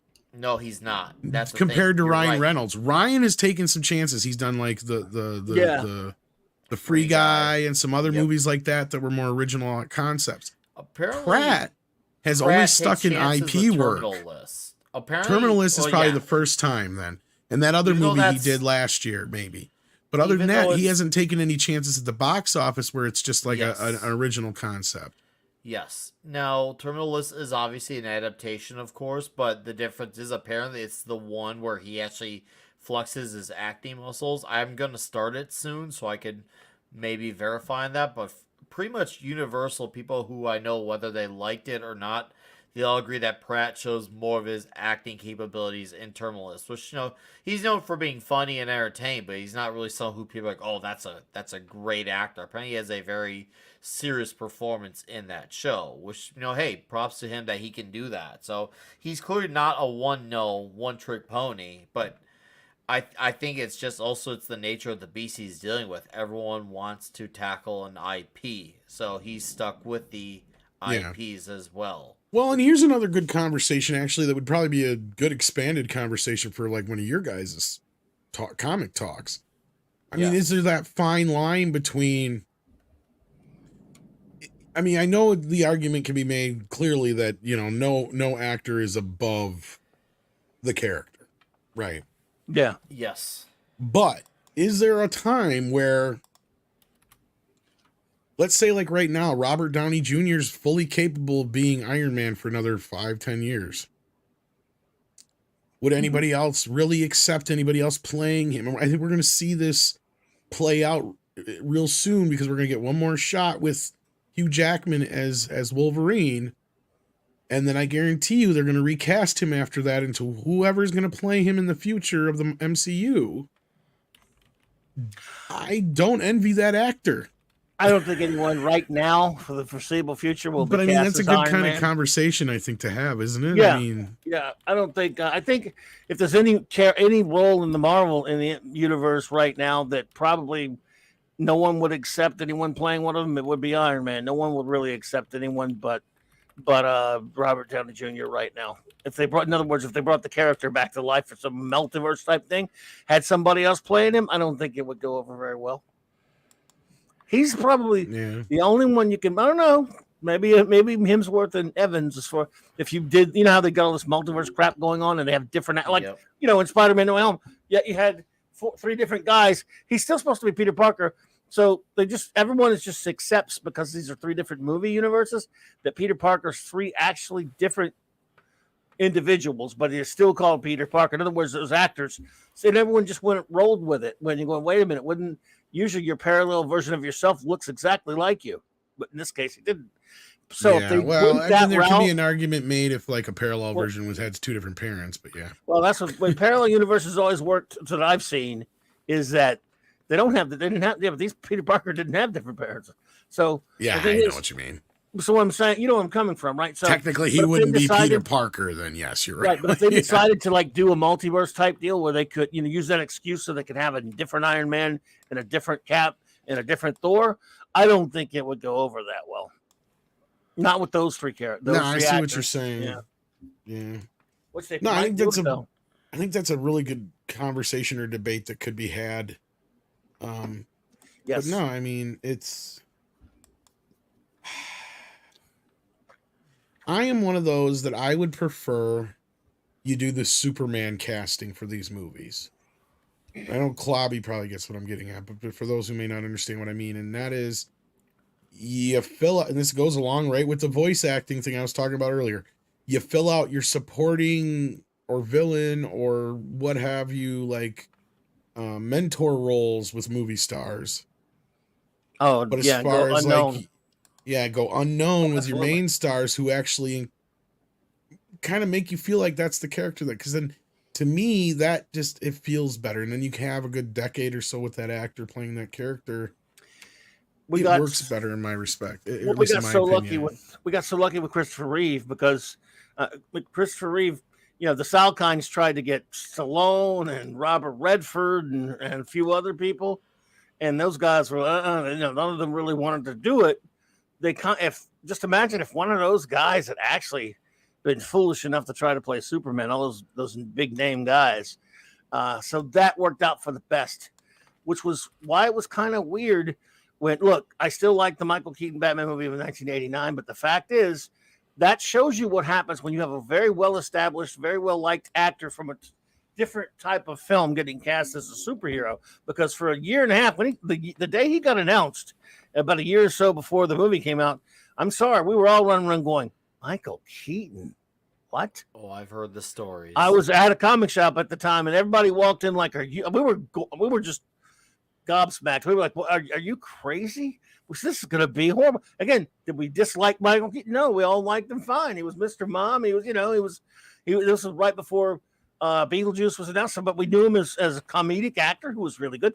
I think that was why it was a little easier to let him go weird. in Batman Forever, though, Clobby. Not to interrupt, I'm sorry, but like Michael Keaton being a little better known, like I didn't really feel it was kind of like, okay. When he wasn't everyone Batman said anymore. the same thing that you just said, though. Back before that, we're like, no. Get an unknown guy. Get a guy who looks like a big square-jawed superhero type. And, go for... Now, again, the lucky thing about Christopher Reeve was he could act. He actually could also act. Usually, if you get some big schlub, it wasn't going to be some just, chunk of cheese. Well, let's be honest. Sam J. Jones. Now, I love him to death and all that stuff. I love that silly Dino De Laurentiis Flash Gordon film. He pretty much had to be overdubbed his dialogue. Because he's a horrible actor. Yeah. He was picked because his Dino De Laurentiis' wife thought he was, he was attracted to him because she saw him on the dating game. Now, Flash Gordon, I heard they were talked about people like maybe Kurt Russell and a couple of others to play Flash Gordon, but they just went with the big chunk of cheese. And, initially Buster Grab, who played him in the old serials, wasn't much of an actor either. He was an athlete, but, still he had some charisma about him and, he played him pretty well. But this time, again, Sam J. Jones, I remember when I saw him cast, I'm like, wow, look at everybody around him, though. Look at all the great actors around him, Max von Sydow and Timothy Dalton and Brian Blessed, for God's sake, and Peter Weingart. Look at the cast of that movie. Then you've got this guy who has to be dubbed over, and he's like just a big, chunk, basically. There you go. And that's why I think this would be a very interesting debate to listen to, like a lot of superhero comic book freaks like you guys have. Done it for years. Yeah. I know. But like just this specific, you know what I mean? Like, is the character bigger than the actor, or is the actor bigger than the character? And that opens up. It is. Yeah. That's the true answer. But I think it opens up the debate of, well, how do you do it? And we just all the things we just kind of had in this short conversation, I think could be expanded into a much more interesting, longer conversation. Absolutely. Yeah. And yeah, the character 9 times out of 10 should be bigger than the actor. I do. Oh, of course. That's the obvious answer. But I think it's still a good debate to be had. Because like I said, I feel sorry for whoever has to play Wolverine next. Oh, yeah. I do. Right? I feel very sorry for them. Or Deadpool, for that matter. Yeah. In certain cases, I mean, it's just like, you know what? You're not going to be everybody's favorite. Sorry. Like, it's a once in a lifetime lightning in a bottle thing that you get a situation where you get Jack Nicholson and then Heath Ledger in a row. Usually you get a Jared Leto in between. It's a shame. You know what I'm talking about, Clobby. Oh boy. Like that was like, and I went into that full resistance. Like, I'm like, there's no fucking way this guy's going to be the Joker. And yeah, he's not the Joker per se, but he is a very interesting take on the Joker. And I love that film. Which film was it? Did you like? The Dark Knight. Yeah. Oh, the Ledger thing. Yeah. A lot of people I do like it a lot, but I'm not the biggest. He's great in it, though. His performance is undeniably great. But being that that's a Nolan film, that's one of the few times I think, Tarantino could have brought up that's where the two worlds collided. You had an auteur director working in this medium. Right. And again, that could also mirror with Tim Burton when he did his Batman. That was an auteur director working in this medium. And, both are similar in that sense that they took their own take on these guys and ran with it. And for better or for worse, they, were successful. So, sure. Nikki D says, will the next Indiana Jones film suck? I can't say yes, but with, I'm going to say probably, yeah. Amy Waller, whether the rumors about it or not are true, it still has Amy Waller-Bridge in it. We know that's not a joke. That's true. Yeah, Fleabag is going to fuck this up. Whoa. It's got Fleabag. Yeah, I don't see how this movie is going to even be better than the fourth movie, and the fourth movie to me does not exist. And I see Patrick Lemire's comment saying it's okay to let franchises die, and while I don't disagree with that, Hollywood strongly disagrees with you on that. See, now the here's a issue. franchise, though, Nick, that I would make the argument that the character is not bigger than the actor, even though we only know Harrison Ford is Indiana Jones. Uh-huh. I would be all for, like, Chris Pratt or what's his face, who does the voice of Rocket Raccoon. Bradley Cooper. Bradley Cooper or somebody like that taking over as Indiana Jones, just basically James Bonding this thing. Keep them set in the 30s and 40s or whatever. You just keep changing actors every few years. I don't have a problem with that. Indiana Jones, to me, is a James Bond character enough that you could do that, I think. I get what you're saying. My just is, why not just create an original character set in a period piece who does all the archaeology thing? It's just like, why do they need... But it's already then a carbon copy of a carbon copy of a carbon. Yeah, you can still do enough things to give it separation, differentiation, but they don't want to do it. They constantly want to rely on the name. Like, let's be real here. John Wick is not the most original character, but he's different enough where you could separate him from, characters from Cobra or what's that Bruce Willis movie with the Wayne's brother? Fuck yeah. Clobby, help me out here. I'm trying to. The Last Boy Scout. Thank Best you. Boy Scout, All I'm trying to yeah, say yeah. is that he's different enough that you could separate the two. He doesn't need to be that original.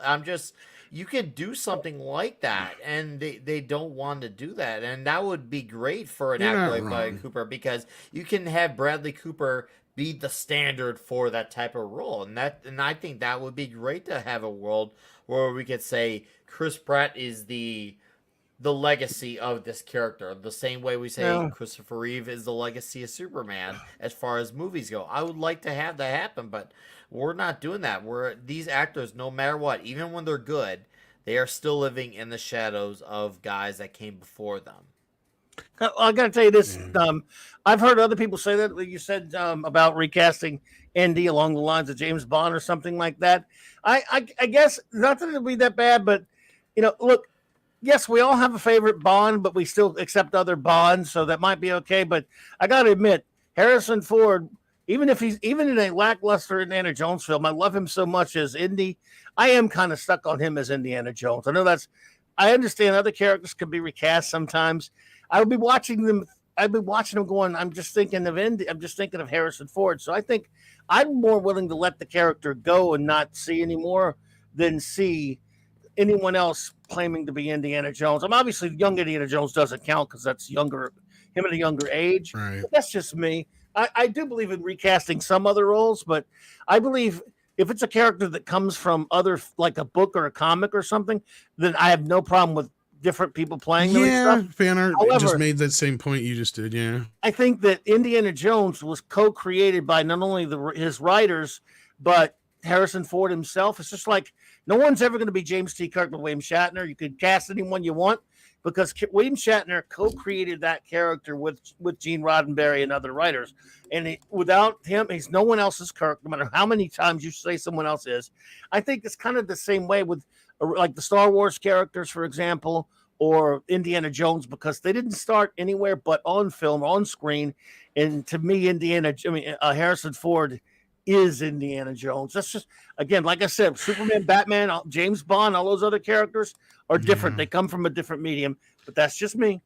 I agree with you guys up to a point, and that's why I'm going to take I'm the only one who's going to take the opposite view here, and that is because King Kong. Nothing is above King Kong. Nothing is above. Like, to me, I know it sounds weird coming from me because I'm so resistant to a lot of shit. I'm not somebody who's against normally remakes or readaptations of things. It's how they're approached, how they're handled, and if they're done for a good reason. Like, to me, I hate seeing these remakes or readaptations where they downgrade. Right? Like, to me, if you're going to do it again, do it with some pizzazz, some style, some whatever. Like, even whether you like Peter Jackson's King Kong or not, he still went for it. I didn't like it. You can hate it, but he still went for it. Same thing with the 76 film. They fucking went for it. You know what I mean? They tried as hard as they could, And again, sometimes you're going to get a Citizen Kane or Wizard of Oz that no matter what you try to do, nothing is going to be able to Yeah, I just don't think it recapture needed to that, be and that's remade. I mean, fair. you like? I hate the But, '76 Kong, and I hate Peter Jackson's because Willis O'Brien got it right the first time. But here's the thing: I can't Dino argue De with that. Laurentiis, But Dino De Laurentiis had no respect. What got me about Peter Jackson doing his 2005 King Kong remake was he came out and talked about how much he loved the original, not the Dino one, but the Willis O'Brien one from Right. 1931 or 33, whatever it was. And then I don't understand what you get from I love that movie to I want to remake it. I don't see that as respectful at all. I know But we see, now disagree on you're- that, but I don't like it. see, Clobby, though, but at the same time, I get what you're saying, but you kind of just contradicted yourself in a weird I way. don't see how I did. There's no Because contradiction. you said you don't want somebody who's not having any love for something to remake it, but then you do. No, I want- was just saying he did it as a cash cow for Dino. right, right. Yeah, Peter so Jackson claims to love the original. well, I guess and you I- didn't necessarily make that specific point, but that's what I got out of it. Oh, no, I was just thinking, Dino just did it because it's a popular film. Let me remake it, and he just didn't care. Right. He had no love for the source. Whereas Peter Jackson claims to love it, but he remakes it. I think a remake is an insult. When you remake something, you're insulting it, in my opinion. But what about The Thing? Well, I think that was at least based more on the short. I love that movie. It was based more on the short story. John Carpenter clearly loves the original. Yeah, but he based it more on the short story. But I'll also say this to you. I'll say this to you though. Or As The much Fly. as I still don't like the idea of a remake, if you top the original, I'll still be fair and go, you know what? Yeah, multiple things can be true at the same time. So there's nuance in life. I don't think you should remake it, but you did something even better. And I like the Howard Hawks version, but John Carpenter's version does top it. So I have to make that. I have to be fair. Well, here's the thing. I'll agree with you on the rest of the parts. One thing I won't concede on, though, is I don't think somebody who has a love for an original film shouldn't remake it. Because I see Peter Jackson's love. In fact, if anything, he loved it too much. I can chop off one hand and still have plenty of fingers to count the remakes that are really any good, though. I hear you. I hear you. I'm not going to argue with you on that point. You're right. I mean, how many And that's the remakes thing. can you think? Like, think of really classic films Most of them are downgrades, yes. that have been I'm not gonna remakes. argue. Right. Let's say we were having a conversation about a very classic film from whatever, and then someone go, "Hey, did you know they remade that?" Well, like 20 years from now, if someone says, "Hey, did you know they remade RoboCop once?" You go, because we're going to be talking about 1987 RoboCop. Let's say we're talking about 1987 RoboCop 20 years from now. Somebody might go, "Oh yeah, what a great movie!" You know, they remade that once back in the 2000s. You go, "Really? Yeah. I don't remember that." Exactly, you don't remember that unless you're a I film hear buff. you.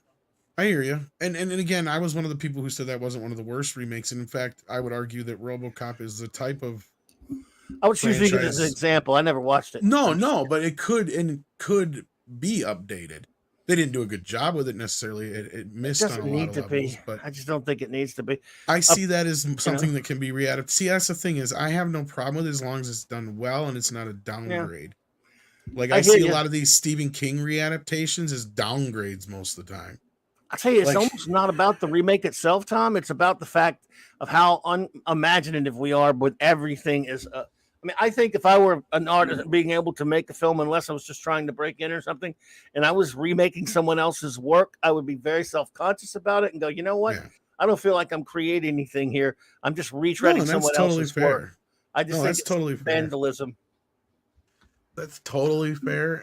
But see, I'm just one of those where, I mean, I'm not oblivious, or at least I'm not going to deny that the movie industry has been built on remaking the same stories over and over and over and over and over again since the beginning of the industry. So to me, that's not a new thing. The Right. new thing is this downgrade. Because to me, it used to be like I just saw Dick Tracy last night, right? I haven't To watched that in me, a that while. was one of the last movies that felt like that feeling you used to get when you were going to one of these movies, and regardless if it was that great or not necessarily, they still made a hell of an effort to try and make it something special, right? You had like certain movies like that. I know Popeye didn't do that well, but that one movie felt like that. You know, like they paid a lot of attention here. They put a lot of money and respect into it. Superman the movie is another great example, of course. Annie Superman the is a movie great was not. example. Superman the movie was not a remake, though. No, but it Someone saying that in technically, the chat. It's not a remake. well, it's a readaptation, but it's not a Okay. remake. Yeah. That's another thing. It's not a remake if something's been around like 40 something years, then someone makes a movie. I have a You slight, here's how I differentiate them, and most people tend to like my definition.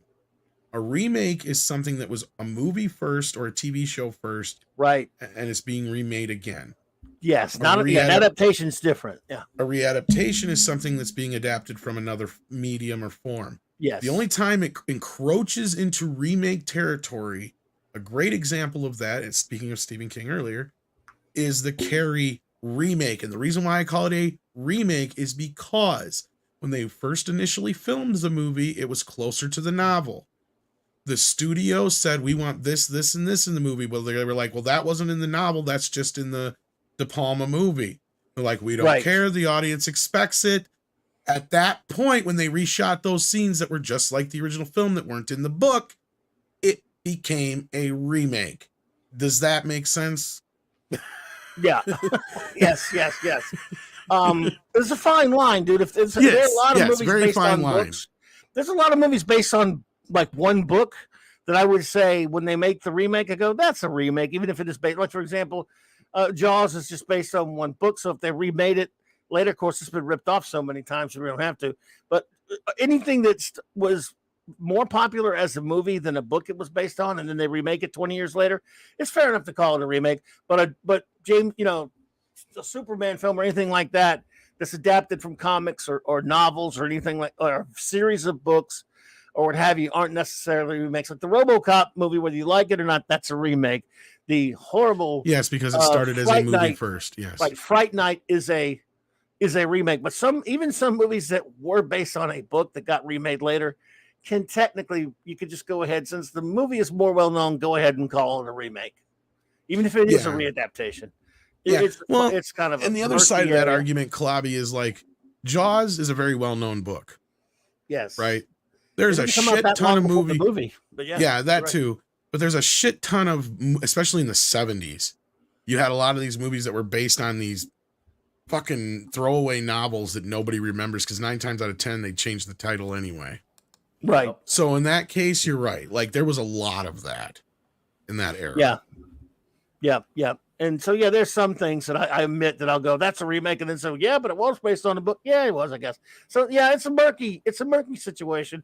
But no, I totally understand resistance. I can't argue and disagree with you guys on most points, but I will stand by that. It's like, to me, nothing is above being able to be retouched unless it's just one of those. There's only like a small handful of things that I can think of, and there's very good reasons for it. And that's why I can't completely disagree with you guys. Right. And somebody could surprise you at some point and pull a Scarface or a thing on Citizen Kane. Right. Who fucking knows? An exception. Look, for example, someone misses Invasion of the Body Snatchers. Which has been remade 100 times. The 78 film was a remake, and it wasn't that bad a movie if you saw it first. So they're both pretty good. That's one I would go, because I believe life is full of exceptions. So there are times even I maybe liked the remake or two. But Body Snatchers has been remade probably more times than any other movie. But 78 was the first remake. Yeah, they've redone it with different names, but like it's still technically. If you mentioned to most people there's a remake of It's a Wonderful Life, they won't know what you're talking about. I know, and I keep forgetting what it's called. It's called It Happened One Christmas, and it was a TV movie. That's with right. But it was a George Bailey was played by what's her name? Marlo Thomas. So they changed the role of and no one will ever remember that. There was a remake of, and then there was a remake of Miracle on 34th Street. But does anyone really remember the remake that much? The one with what's his face who plays whatever. No, the newer one from the 90s. People did. Some people sort of liked it, but seriously, the original. Well, it was because Richard Attenborough, isn't that his name? Yes, he was in that and the new one. Yeah. They liked that, and plus they had what's her face, the girl from Matilda or whatever. So people did gravitate toward it once in a great while. But see, to me, that's again kind of like an upgrade in a way, because you're getting Attenborough and you're getting the one girl from Matilda who was kind of on an up, and there's a reason. It's been a long time since they did one, and Christmas stories are so readaptable, right? Because look at how many times we've gotten actually, when you want to talk about the most adapted story in history, I believe it is A Christmas Carol, if I'm not mistaken. Yes. It's either Yes. Dracula or A Christmas Carol are the most You're right. adapted But to screen Scrooge stories. did it from a different. Scrooge is not an exact remake, and it was a lot of fun. So that's one, that was. See, but that's where you can have fun with stuff, and that's where I don't mind that so much. And even you brought up Fright Night. Fright Night, in a way, is kind of a remake, but it's not. It's paying homage. Yeah, well, that's because the remake is just a fucking remake of the original, which is already paying homage to Hitchcock to begin with. So, but that original Fright Night film from 1985, that's why every time I hear about the remake, I get sick. I mean, because I love the original so much. Yeah, sequel wasn't very good, but the remake. Yeah, the sequel has aged better. I just watched it recently. I know you just got that recently. I need to look into that, I guess. I can hook you up with it because it's actually not available legally. There's a good point. The Fly is really good. I got to admit, Cronenberg's Fly. But the Fly is really good. Here's why I love Fright Night. These are the kind of movies we should get more of, because what Fright Night is somebody said, what if Hitchcock made a Hammer horror film? Yeah, you're talking about the real one. The real deal, yeah, right? Yeah, the original one. A great movie. That's basically what somebody did. They sat back and go, what if Hitchcock just happened to make a fucking Hammer horror film? This is what it would be. Yeah, because that's really what it is. It takes part of Rear Window and it takes the Hammer kind of style of vampires, and that's where you get the homage that Roddy McDowall plays to of course Peter Cushing and whatnot from the Hammer films. Oh man, Roddy McDowall's so damn good in that movie, and that's what Tarantino does. He's just paying homage to all these things that he grew up on.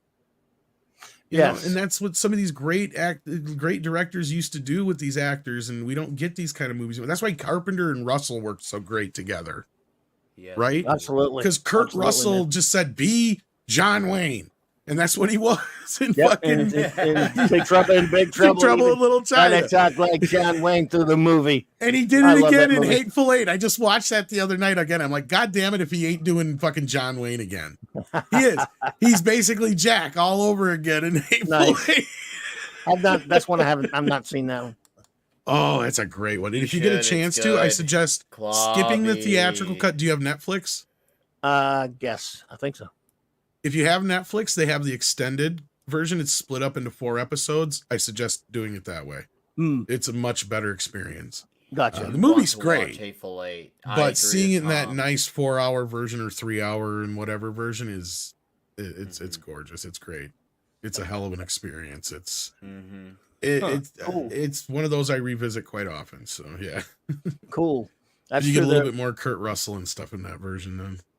That's true. That someone just mentioned a movie there that has 3 different versions of it. The Omega Man. Well, I Am Legend. Yeah, there's been a few of those. And, there's been quite a few of those. Which one was the Will Smith one? I Am Legend. Zorro. That one's called I Am Legend, and then there was the Last Man on Earth. I like when Banderas did Zorro. I definitely felt like he really nailed it with Zorro, and there's been a lot of takes on Zorro over time, and at once upon in time there was a lot of takes on the Shadow as well, and then obviously that stopped happening for a while until the Gunman decided to tackle in the 90s, and it didn't do so well. But yeah, there was a time, and Doc Savage had a few movies. Only one. Yeah. Or Doc Savage only had 1. 2. I thought he had 2 of them. No, sir. Darn. I'm surprised we never got another one. 1975 George Powell movie, which was not very good. Going back to my original point, though, from watching that movie last night, I felt like, this is the last time. Because if you stop and think about it, after Dick Tracy, the next big movie we got was like Jurassic Park and T2. Well, and those both introduced. Oh, yeah. Yeah, and those both introduced CGI. And Total Recall was the same year as Dick Tracy. Total Recall is big, but not T2 big. It did. Well, the thing what I was getting at with Dick Tracy, though, watching that movie, it felt so different because I'm watching it and I'm going, they would have just done all this shit with computer now.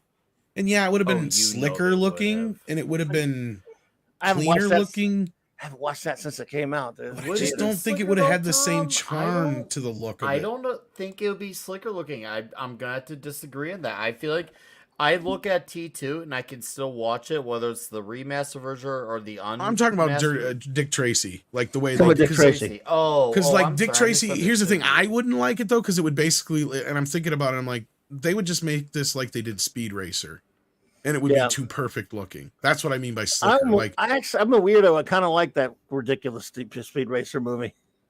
I don't hate it crazy. per se. It's just that's It's too just so easy nuts, for me. though, and I guess I kind of liked it because it was really weird. I'm just watching this movie though, and I'm going like, do you realize about as much work that went into like Roger Rabbit went into this movie? If you think about it, because 90% of all the sets and backgrounds are all like matte paintings and shit, and animated. You're talking about paintings. you're talking about on which one? Dick Tracy. Tracy, yeah. Yeah.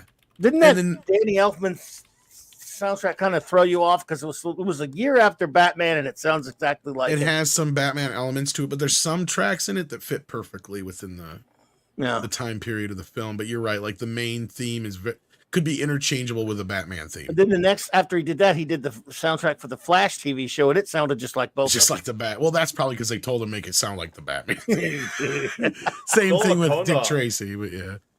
Brings up a good point about Total Recall. As great as the Arnold flick is, which I love and will always love, and to me the remake doesn't exist because you don't follow Arnold.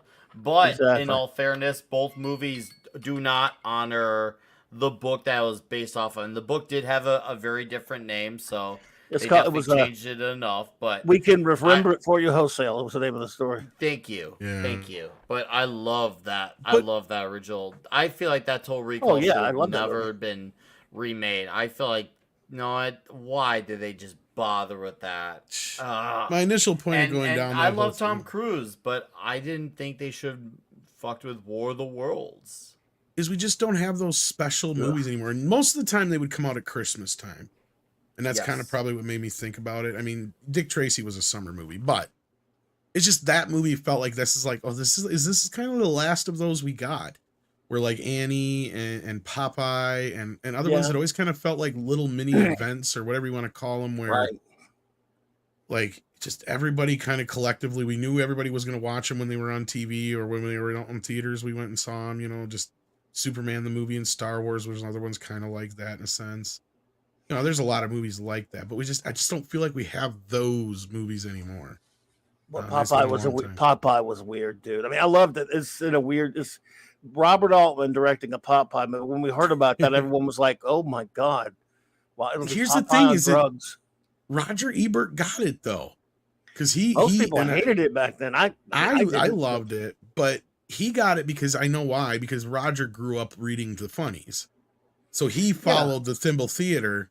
So he knew all these characters, and he even said it, at the time. He's like, but kids well, expected to see the cartoon now. They expected the Fleischer version of Popeye, which we get elements of, but this is kind of where the Popeye movie is like an origin story of the Fleischer Popeye, basically. Well, you couldn't have cast him better, though. The entire cast. Especially The sets, Robin Williams. the costumes, the way they did that whole thing. Nobody could have been cast, but no character. You talk about casting a character from comics. I mean, Robin Williams, good Lord, he was Popeye. I mean, Same thing with Shelley Duvall as fucking yes, Olive. he was. Whatever's wrong with that movie, you could just watch Robin Williams and enjoy it because he's so. I mean, I know some people don't like it, but I love it. Oh, I grew up on it. It was the first VHS I ever got. It's weird fun. It's goofy though. It was just one of those movies that always felt kind of special. It had that special thing to it that I don't know. Yep.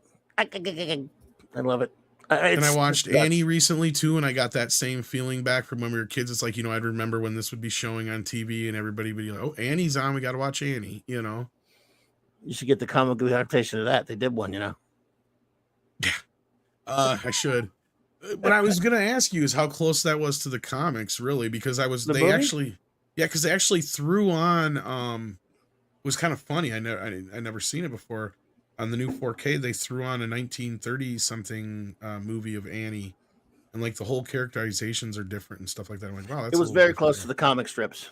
I figured the newer one was because it was based on that play. Albert Finney was great. Oh yeah. I can enjoy that. I do enjoy that film quite a bit actually. But I don't think I've seen that since it came out. It holds up pretty good. I mean, as far as like being an adaptation, and that was kind of my other point is, we talk about all these comic book movies we're getting now. just those handful we just mentioned, Superman, Annie, Popeye, Dick Tracy, are probably 4 of the more true to the comics films made. Yeah. I have that one we've ever issue with had. Dick Tracy, dude. I probably told Oh, there's you a before. few, but yeah. The villains look so fantastic. He went out of his way. Warren Beatty went out of his way to make all of the villains look great, even though he kills them off, which is dumb. They're supposed to keep Yeah. but he didn't do it to himself. He didn't make He himself tried. look like Dick Tracy. You didn't know this? They did. Yeah, they but actually he had should have. tried, Should have but tried more. it didn't look right.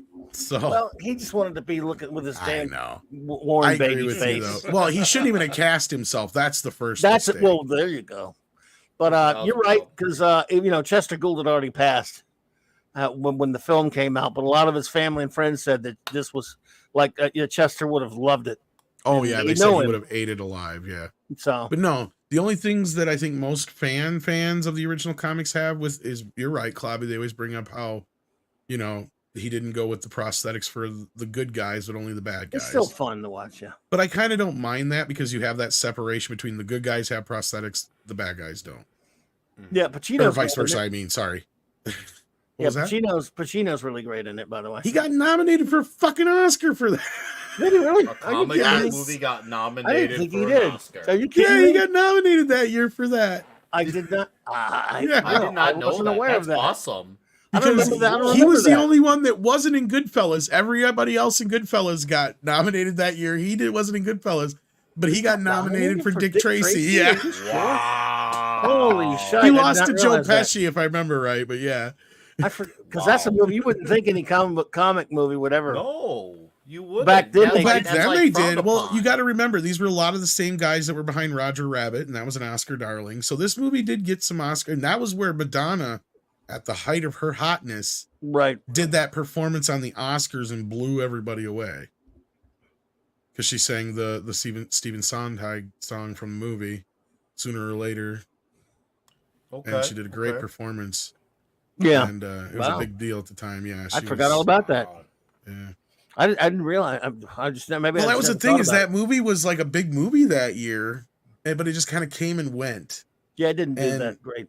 The thing is it wasn't even the biggest superhero movie or the comic book adaptation that year, because there's a few other ones you guys are bringing up in the chat that should belong in this list, and they are like the Phantom and the Shadow. I agree. I love the Phantom. Shadow's not a comic book character, but I love the Phantom. True. I like character though, Phantom but yeah. movie. Yeah. But the other one that it came out that year that beat Dick Tracy as far as comic book adaptations, Ninja Turtles. 90. Yeah. Oh well, it did. That's true. It was bigger. It was huge. Now- Huge. It was huge. Oh It man, beat it by, I like, love I think Ninja 30 Turtles. or $40 million. Well, my kids were too young to go see it, so I didn't bring them to see it. I didn't And go. Dick but, Tracy had like 10 times the budget. yeah. Well, not yeah. quite that much, but Well, a lot. 1990 Turtles has basically got elements from the first 3-4 issues of the Eastman Basically. Layer run. Of the That's old- Yeah, yeah. because all it I can't is. remember who wrote the original draft. I still think they get credit, but they didn't. The final version is nothing from their draft. Because when the director came on, he read through it and he threw it away and he said, "We're not doing that." Someone And he said- had his writer there, and he started Yeah. yanking pages out of the first 5 comics. Yep. He goes, put this in there, put this in there, put this in there, put this in there, put this in there. So that's why pretty much the whole first movie is elements from those first 5 or so comics mixed with a little bit of stuff from the TV show that they could get away with. Because at that time, they had no rights to do anything from the TV show, but they were lucky that the licensees had the whole thing with the separation of the mask colors and a few other things prior to that, because Fred Wolf owned all that stuff. And after the first season, he licensed them. So anything they made, they technically own the rights. So I think they have like a co-deal with Playmates. But that's where Bebop and Rocksteady and Krang fell into some funky territory for any usage in the movies at that point, because they would have to make a deal with Fred Wolf. And I think Krang was the only exception, maybe, but I'm not even 100% on that. I think he still fell on that. But even though they had the rights, I think, to use them in the sequel, Eastman and Laird knew they would be better off making other characters for various reasons. I'm not going to get into the whole logistics of it, and that's why we didn't get them in any of the other films, Bebop and Rocksteady, that is. But yeah, so like, but they weren't made for the comics anyway. Bebop and Rocksteady were made for the show. So was Krang. And like half of the people from Channel 6 were all made for the show. Yes. And Channel 6 didn't even exist in the comic. It was she was actually on Baxter the belt buckles Stockman's. was for the show. That was all from the show. But no, like, and part of their personality came from the show too, because they didn't really have they didn't have really separate personalities in the original comic. Nope, they were all they pretty much the same, aside from Raph, who was just that much more ruthless than the rest. Raph, yeah, he was consistent. Raph was the consistent hothead. The others were just kind of diet versions of them, and the cartoon does get the credit of branching them out. They obviously, for the kids, to help them identify it, they were doing color coding. They also did the letters of their first names, other names on. And I believe, even if I'm not mistaken, even the like the more gearhead version of Donnie, I believe also came from the cartoons, if I'm not mistaken. I think you are correct on that. I think they did adapt that into the comics, much like any a lot of the other things. But originally, April was Baxter Stockman's assistant. So what you'll find is the 2000 TMNT is actually closer to the original comics. In the first dozen episodes or whatever it is actually more of a closer representation of the comic book story. Well, the 2003 show was definitely a lot more in line with the comics. That's what I'm saying. Yeah. Okay. I missed that part. Sorry, I'm not talking about the 2012 or whatever. I'm talking about the original. No. I thought you were talking about the 90s show, because the 90s show was created to prop up the toy. The 2000 was 3. It came out, right, for Fox Kids. They had Fox Kids. That's right. Yeah. The Fox one, that's the one that was probably the closest and we'll probably ever get to the original comics until they do an adult version anyway. But then eventually, April did become a reporter, but not at first. She was actually an assistant to Baxter Stockman originally. Correct. Yep. And there is this rumor too. Supposedly Laird hated Bebop and Rocksteady. I've heard that. I think they changed Magician Sapphire. I've heard he's kind of changed his tune a bit on it, but I think you're kind of onto something. I think Eastman wanted Bebop and Rocksteady in TMNT too, but Laird did not, from my recollection from hearing things. There's a muddled history on it. That's the problem, because they used to use the excuse they couldn't get the rights, but I think they used the rights as a reason not to. And then it almost sounds like, because then there was like another person who tried to make it sound like Laird didn't want that because he knew that they would make more money if they made new characters. Yeah. And I don't think that they were that worried about fucking money. At the time, wasn't it that Eastman and Laird, when the movie was coming out, did they sign some deal where they had the final say on things to sign off on? Like, I think they always did, technically. Because they went through Surge. 90s? Well, yeah, they went through Surge licensing originally, and they had a lot of control at that point. But then you had like separate elements kind of separated out, like I said, with the Fred Wolf versions, the Playmate version, comic book version. Like Archie basically licensed the same version that was on the cartoons. They didn't license the original versions, basically. So they actually readapted some of the cartoon scripts before they went off on their own thing. And then that version, actually the Archie version, created a bunch of characters too that were, I think they were in tandem with Playmates. So like, and there was a whole deal, like that was the thing. The reason we got so many mutants out of that deal with Playmates and that the cartoon and the comics and all that shit in that specific realm was because anybody who created a character, Playmates would let them get the full residuals or whatever it was on those characters. Unlike most toy companies, like where you work for hire. Like, so they would basically have like partial ownership over those characters. So these guys would design hundreds of these characters in hopes that one or two of them would get picked up, because then they knew that they were going to get a nice check from anything that was used with those characters, if that makes sense. Do you know what guys what I'm talking about? To a point, I do. Yeah, like basically, I mean, they stay with Ninja Turtles, of course. The characters always will stay with Ninja Turtles, but yeah, during the Playmates days, if you created a character, you got a piece of that toy. Every one of them. Like your co-ownership on the toy or whatever. Yeah. I do. Actually, And I think you still get credit to this day for the creation of whatever character. And of I course, mean, that comes from Eastman and Laird being creatives themselves. They wanted to make sure that, you know, and that was an incentive for these guys to also make characters as well. Because at that time, they were very strained in their relationship as well. Because by the time you hit between the first movie and the second movie in just that year, Ninja Turtles became the biggest franchise on the fucking planet. Period. Yep. Hands down It was a and phenomenon. stop. Like, Yeah. It was a phenomenon. Like what at the time when like it was like Toys R Us, they would struggle to keep toys on the shelves, and I would know because I remember like when there was the Raphael Michael Jordan figure, or the ones where they had the pizza box attached to their chest, and you put the pizza disc in back of them. I remember every new version, you still wanted them again. And then I remember there was a time where they had characters like Savage Dragon involved, some of the Image characters, like.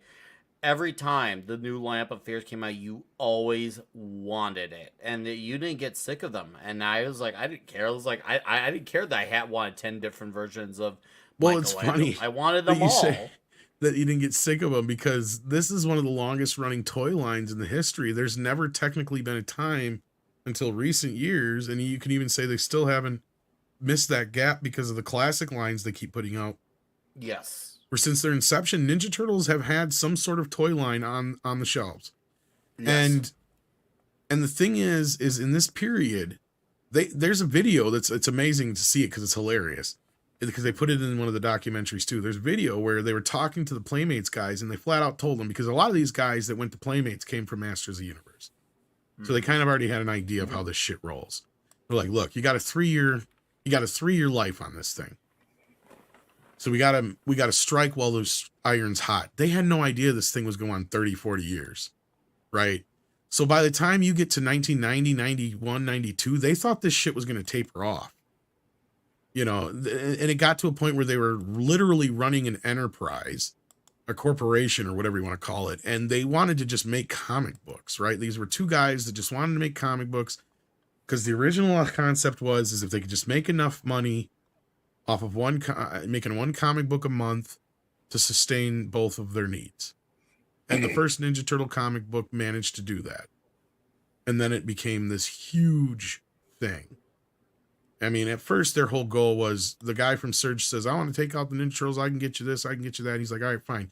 You come back with us with $1 million deal and we'll talk. And he came back with the Playmates deal.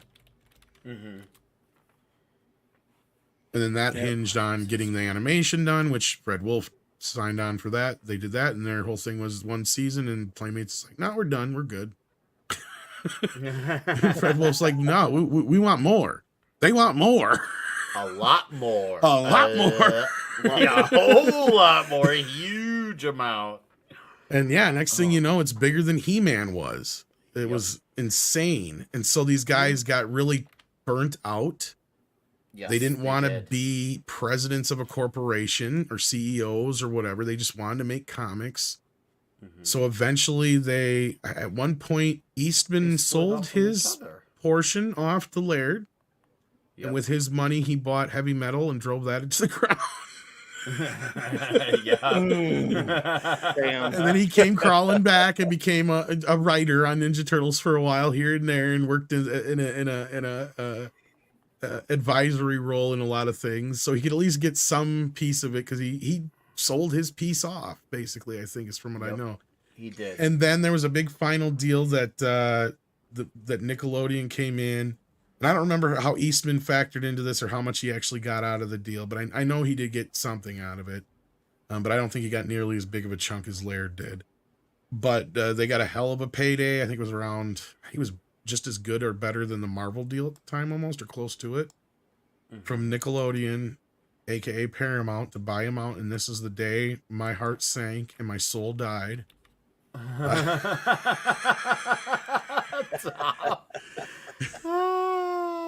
And they bought him lock, stock, and barrel. Eastman and Laird walked away with the rights to make up to, I think, 10 comics a year. And Eastman continued to stay on as an advisor. And I don't know if it was for better or worse in some cases. I think a Just little bit of depends. both. Definitely Just a little bit of depends. both. Yeah, it sir. depends Yes, on sir. the situation. And that, kids, is the tragedy of Teenage Mutant Ninja Turtles. There you go.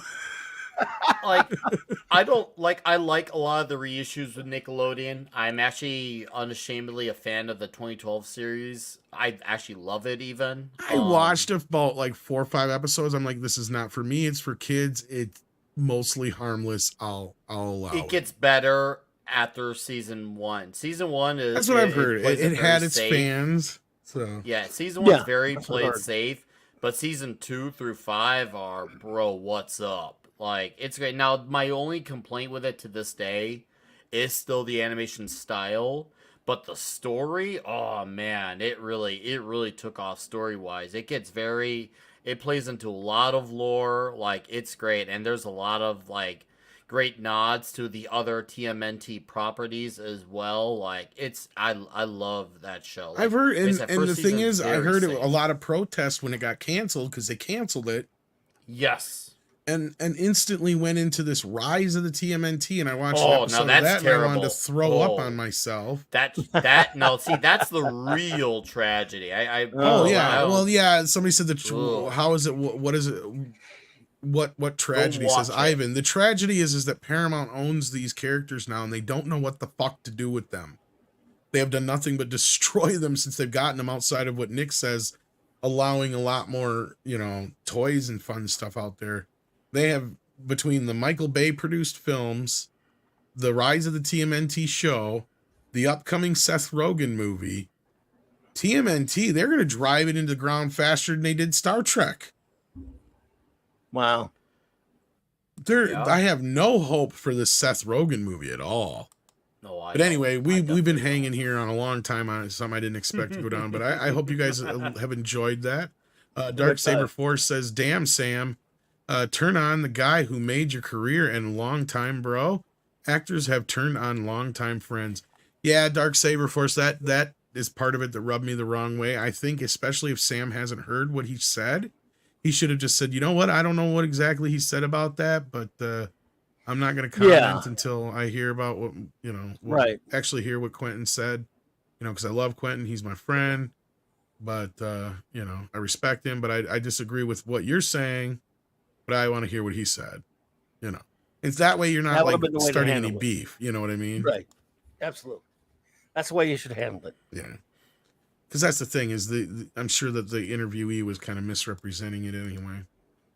But yeah, Dark Saber, I totally agree with that. Vince and Repeat is here. How you doing? Been a while. Says, is there a documentary made about nightmare that Richard Donner endured during the filming of Superman 1 and Superman 2? Now, there is documentaries or documentations of it, but as far as like a full-on, no holds barred, all dirt, no. And that's something that would be amazing to fucking see. A lot has been written about it, but no, not yeah. It'd They been touch nice to upon see. it in certain documentaries, There are but a couple never. of books, by the way, called "The Making of Superman 1," but they were written around the time that the movies came out. But yeah, So, you're yeah. at this funky point now where sadly a lot of those people are gone. Yeah, true. So we'll never know the whole story involved. And some, and a few of the people that are alive are only going to get biased kind of views from. We may be able to you could maybe throw something together with some of the people that worked on the film that were still young enough to remember some of the ins and outs, but unfortunately now, yeah, unless there's some way of turning back the clock, I don't think there's a way. But you never know. There might be somebody out there doing a deep dive research never on know. all that stuff right now. You never know. That's a good point. I think it's been pretty well documented, though, otherwise, that we know at this point. I mean, even on the box set of the Superman Blu-rays, there's a newer, not new anymore, but newer at that time, documentary about the makings of the film. And that one gets into a little bit more because it has both points of view on it. You got Richard Donner and The Salkinds, but Salkind kind of point I of view think I as trust Donner more than them. Well, of course. mean- Those people were, whoa, boy. Duh. But I mean, if you probably dig through enough biographies and old interviews, and you did enough research, Sure. You could you might cobble be some able to stuff pull something together, but I don't know if it'd be Yeah. enough for an actual documentary, maybe a good video. It like can a be YouTube done, but video. yeah, you're right. It would not be easy. Maybe someone's doing the legwork right now, and it would take a lot. Maybe. Yeah, And then will there ever be a Donner cut for Superman 1? Well, there technically Yeah, is. they're not only do they have the TV ABC version, they have a later director's cut that was done. The Under full Richard cut. Donner's, Yeah, there supervision. is one. In It's like fact, I have a Blu-ray 140. that has both versions on it. Yeah, it's like 140. What? Or no, 100. Yes, where he added a lot of stuff. As much as I love it, he added some stuff that didn't really need to be added back in because it was more bloated than the TV cut than the ABC Actually, two-parter. not Yeah. really, because I have the 3-hour cut. That's what His I'm saying. There's version's a lot not of stuff quite. added. He's got more stuff in there than the ABC version in a couple of cases. Because I watched it not too long back when I got it, and it's Depends on which cut you're but that talking isn't- about. It is his version of the movie, though. It's that he's satisfied with. So Yeah, as far as like, I can't remember how long it is, but it's like roughly 2 hours and 2 hours and a half or so, 2 hours and 37 minutes. I want to Yeah. say something like that. That's his preferred cut. Then they do Right. have the 3-hour cut out there. That's the TV ABC cut. And that has all that same stuff in it, but more it's all the extraneous. same stuff. Yeah. Yeah, but plus extra more stuff. But Richard Donner, what he did is pick what scenes he liked out of that extended cut and cut away the Right. rest. So in other words, the answer to the question is yes, there is Yes. Now, are we getting that version on 4K? I don't know. Robert Meyer Burnett and I had a nice conversation about it. I did see an advertisement for the Superman box set or Superman set.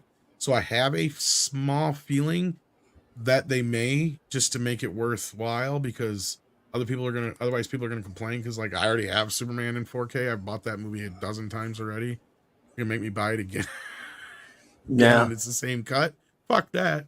No, If I he want had- the extended cut. Yeah. The theatrical cut would be perfectly fine if he just left in the scene with when him going down into Luthor's lair with all the gunfire and the fire and ice. That's the stuff. big major sequence That's he the added big back thing in. that's missing from. There are a couple of other bits too that Yeah. if just like there are only a few things that if he had just left those back into the theatrical, he wouldn't have. Of course, still, I remember how excited I was to get when it aired on ABC with all that extra footage. That was a thrill back then. Yeah. Like the 3-hour cut is nice, but I prefer Donner's cut as well because it doesn't have some of the just Yeah. extraneous stuff. So What there I are two- like in So there are the three cuts basically. yeah, and the version you're talking about also has some extra stuff in Krypton, which I like, but not nearly as much as the TV cut. Well, and there's also the one where his cut has the scene where he's after he first appears as Superman, where he talks to the Jor-El. That's not even Yeah. the TV cut. That's Donner. That you could be right about. So Okay, that's- I see what you're saying now. That's not in the Okay. theatrical, and it's not in the TV cut. It's in the Okay. Donner cut. Okay, I see what you're saying now. I'm sorry, I apologize. No, I was no, gonna say, what are you you're talking right. about? No, The other you're one's right. like 3 hours long. I'm like, No, that's you're got- right. I was saying so much so that there was like something that he put in his cut. You like, could be right that there out- is like 1 or 2 scenes. Yeah. This is a scene like when they're out going when the Luthor and the gang are going to get the missiles. That Mhm. takes too long. But other than that, no, you're right. You're right. Actually, as far as time is concerned. Because I know that version. That's my preferred version anyway. Because I mean, I like the Oh, TV yeah. cut, but I'm with you. I'm with you. yeah, it just has the extra stuff you need, not all the other stuff. I'm right there with you. Yeah, and then Cryam says we need an era of inspired by films. Take the idea, leave the name off. I want more T-series universe, but can't trust them to reboot or extend it. Mm. Yeah, I don't have a problem with somebody doing something that's more inspired by. Like, Yeah. that's what I love Bullet Train. I felt like I was watching a movie that was clearly inspired by somebody who watched a lot of Tarantino and anime. Clearly. Yep. So I have no problem with that. And kung fu movies, maybe, I guess, throw in there maybe a little bit. Magician Sapphire also says, hey, at least we got Shredder's Revenge now. This is true. But for every good thing Nickelodeon and Paramount allow with Ninja Turtles, they do like 3 or 4 bad things. That's the problem. Oh, absolutely. Yep, that's true. Nicholas Horton says, my favorite season of the 2003 TMNT animated show was the Lost 4th season with the whole Demon Tungu Shredder. See, yeah, it got a little too out there for me. I have like the first, I don't know, like 8 DVDs that have like the first season and a half or something like that, and are close to whatever. I still haven't gotten back into it, but I remember enjoying it quite a bit. My kid watched it when he was a kid. That was one of the few things that he actually kind of was into that I was into at the same time, but that was like the short overlap because he got out of it real quick too. I just got a little out there for him. Like once the Utroms were brought in, I'm just kind of like, I've never been a big fan of them in the comics to begin with. So. Because to be fair, like once TMNT leaves ground level, and I know it's weird saying this about a fucking comic book about Ninja Turtles. But no, seriously, like once it leaves ground level and you get into the multi-space type shit, it really kind of loses me. Like I get.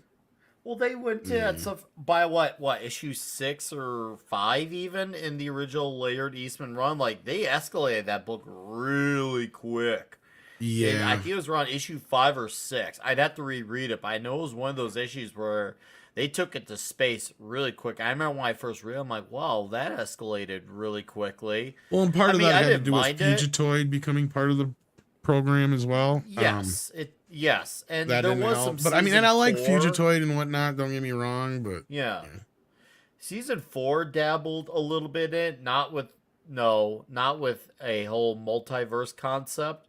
Now, there was an episode on Earth where they dealt with different turtles from other worlds. That was an Earth episode, actually. And that was actually really good because they met their 1987 cartoon counterparts. Yeah. And it's amazing. Seriously. I know the ones you're talking about. I haven't seen them, but I've seen images and stuff. But Shin, I get it. Like, some people really do love the Utroms, the Triceratons, and the Fugitoid stuff. I totally get it. I don't hate it. It's just, it's going a bit. It's the same problems I have with the original TV show. Like, I love certain elements to it, but it's like, it's kind of what I, once you get past a point, like, there's only so far you can take this goofiness. like, I don't know. I may be being a prude about it, but, or whatever you want to call it, or a bit too of a realist, but like I just love the turtles in their simplest form, and we've never gotten. Look, we can get there. I don't mind that, but it always seems like, can we just get a starting point with like, they jumped right into Krang and shit in the second, Bay film, right? Like, wait a minute here, time out. Yeah, you got Baxter Stockman in there, but you didn't treat him right. Where's the fucking Mousers? Where's the Rat King? Where's some of these other, OG, in my opinion, Bebop and Rocksteady were nice to see, but at that point, that movie has so many problems. That movie was dead on arrival. Like, there's just so many of these other villains and things besides Shredder even, like, and he has never really gotten much great treatment other than the original films anyway. So, like... to me, it's like TMNT panel, Tom. You got a lot of stuff to do before you get to the Fugitoid, Triceraton, and Utrom stuff. You do. Like, and I don't even mind combining the Utrom stuff with Krang. Like, to me personally, I think I don't care. Just say he's a Utrom. I don't give a shit on that part. Like, I'd rather do the Dimension X shit than then Fugitoid. Nothing personal against him. It's just adding more shit to the pile. No. I hear you. Usagi Yojimbo works a little bit better with Ninja Turtles than Fugitoid, if I want to go there. Mm-hmm. And what's his face? The Duck. Because he was another character that I don't think was originally a Ninja Turtle character. Man, I don't remember. Sadly, I'm actually clueless. Because that's the thing, is those guys were all friends, so they all kind of allowed their characters to cross over. Mm-hmm. I can't remember. I could be wrong, but I could have swore the Duck, and I can't think of his name. I think he was a character from another franchise as well, or another comic book creator. Ace Duck, yeah. Am I wrong on that, Shin? Was he created by Eastman and Laird, or is he somebody else's character? Like Fugitoid? I'm not sure. I don't think he was Eastman and Laird's, but that's what I was saying. I'm not so sure he was. Because they did have that kind of thing with a few of those characters, because that was another thing with the Playmates thing with the whole deals, because then they said that was how they get their buddies, you know, like a Fugitoid character or figure or whatever and stuff like that. He was a TMNT character. Okay. Okay, well, there you go. All right. But I know Actually, that at least Fugitoid and a couple other ones weren't, but yeah. There you go. Oh, we had member chats. Let me see if the mods caught that. Sorry about that. Let's see here. Well, I don't. Oh, here we go. Nicholas Horton says, "Hi, Tom and special guest. Tom, with 2023 almost upon us, and the Motu rights reverting to Universal, will Mattel continue to make the toys?" Well, good question, Nicholas. We're still trying to get to the bottom of that. We seemingly keep running into walls. But our understanding is, regardless, the way it's worded or the way Mattel keeps talking about it is, yes, they will have first right to refusal. But we don't know for sure. And thank you, Steven. I did find it. Thank you. And with that, let's get these super chats caught up with, because you got a show coming up here, don't you, Nick? I do. You do? Toxic Tuesday. Another Bond Thunderball. film. It's gonna be Which one are you talking huge. about tonight? Thunderball tonight. Thunderball, yay! Thunderballs. I think we're gonna have a good conversation on that one, because I think we're actually gonna have some conflicting opinions on that one on amongst Really? the panel. Yes. Uh-oh. So it's gonna be fun to talk about, but obviously it's another Connery Bond, another classic Connery Bond, and yeah, once again, people, we've been on this Connery Bond binge now 4 Tuesdays in a row, so I would like for you all to come check us out on this show tonight as we do this one. Then we got You Only Live Twice next week, and the week after that, Diamonds Are Forever. So we're gonna go full Connery completist, and Clubby will be a guest on Diamonds Are Diamonds Forever. Forever, yay! Yeah. Awesome. The most maligned of the Connery movies. Someone has to defend it. Diamonds are forever. Diamonds Are Forever. I know the songs, but I don't know the movies. I've seen the first few Bond movies, though, so that's about it. Magician Sapphire says, "I love the 2012 cartoon, but my biggest criticism was over the overuse of the conflict ball, i.e., characters fighting, arguing for stupid reasons, and when it didn't make sense to advance plot points." Yeah. Sometimes you'll get that with among the turtles, because they think, oh, they're teenagers, they got to fight and bicker and all that shit. Yeah, no, it's just kind of Leo and Raph. They kind of don't, they butt heads once in a while. Donnie and Mikey have always functioned just fine. like, as far as, you know, with working with it. Once in a while, Mikey would, you know, you can have him annoying. But I kind of think they nailed their characters. The child. Yeah, I think they nailed their characters in the best way in the films. In the first TMNT movie, I think they got them pretty spot on. Amazingly spot on. Are you kidding me? That was lightning in a bottle. The same way the first Ghostbusters was lightning in a bottle. I think the characters worked well together. You had just enough conflict between Leo and Raph that you didn't need to worry about, you know, making anybody else have any real conflict with the rest of them. Sure, Donnie and Mikey would have their moments of, you know, hilarity with Raph or Leo, but, you know, they weren't necessarily over the top or anything like that. So, dude, the iconic introduction of Casey Jones where he goes up against Raphael at the park, amazing. Yeah. I still quote. Well, that's that right out of line Raphael's from that. comic, yeah. Yeah, strike one. Whoa, whiffer. Hey, and. Sorry, I didn't mean to do that. That was an accident. Nah, you're good, dude. I meant to unmute, my mouse slipped up accidentally. Nah, you're good. You're right man. above my mute button. Camelbot Killer says, Tom, when we getting Forbidden Planet on 4K LMAO? You know, never say never. I wouldn't put it past it eventually being picked up by if who owns Forbidden Planet? Is it MGM? Let's see. I don't know who owns Well, that especially anymore. if it's like MGM, you know, like I don't know. I was gonna say I think Warner has the rights to it. For some reason, I could be wrong. I still have that old, really nice steel. Steel Yeah, box. Warner has the rights. Because To I have it. a big tin can version of the special Uber edition they did on DVD many years ago. That's still really nice. I don't have a Blu-ray of it yet, but the Blu-ray came out in 2010 from Warner. I need to get the. It's been long enough. You never know. And it's a popular enough classic film that It is originally an MGM picture. You were right about that, Clobby, but it's owned by Warner, obviously, through the Turner acquisition deal. So yeah, I never say never. When's the next anniversary of it? Came out in 56. Mm-hmm. If it doesn't come out sooner, then you never know. We might see it in 2026. Never know. It's a possibility. Warner owns it though, so it's gonna be at their discretion. So, but that is one that I could see maybe Criterion squeezing out of them at some point too. Yeah, there you go. Yep. Mecha J says, I saw the Rise of TMNT movie on Netflix, and I'll say that I thought it was much better than the TV series, though that's not saying much. Yeah, I can't imagine.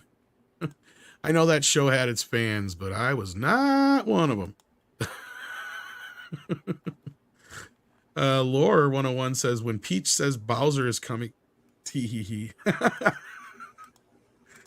well, you're in the right place for a joke like that. Yeah, right. Too bad Six wasn't here. She'd laugh at that too. Oh, And yeah. with that, we are caught up. So, Clobby, do you have anything coming up that you want to plug real quick?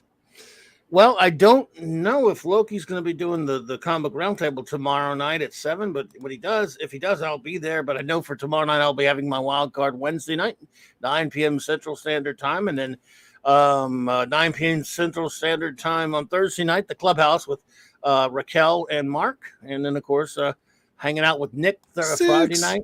Hey, Six, love you, Six. We missed you.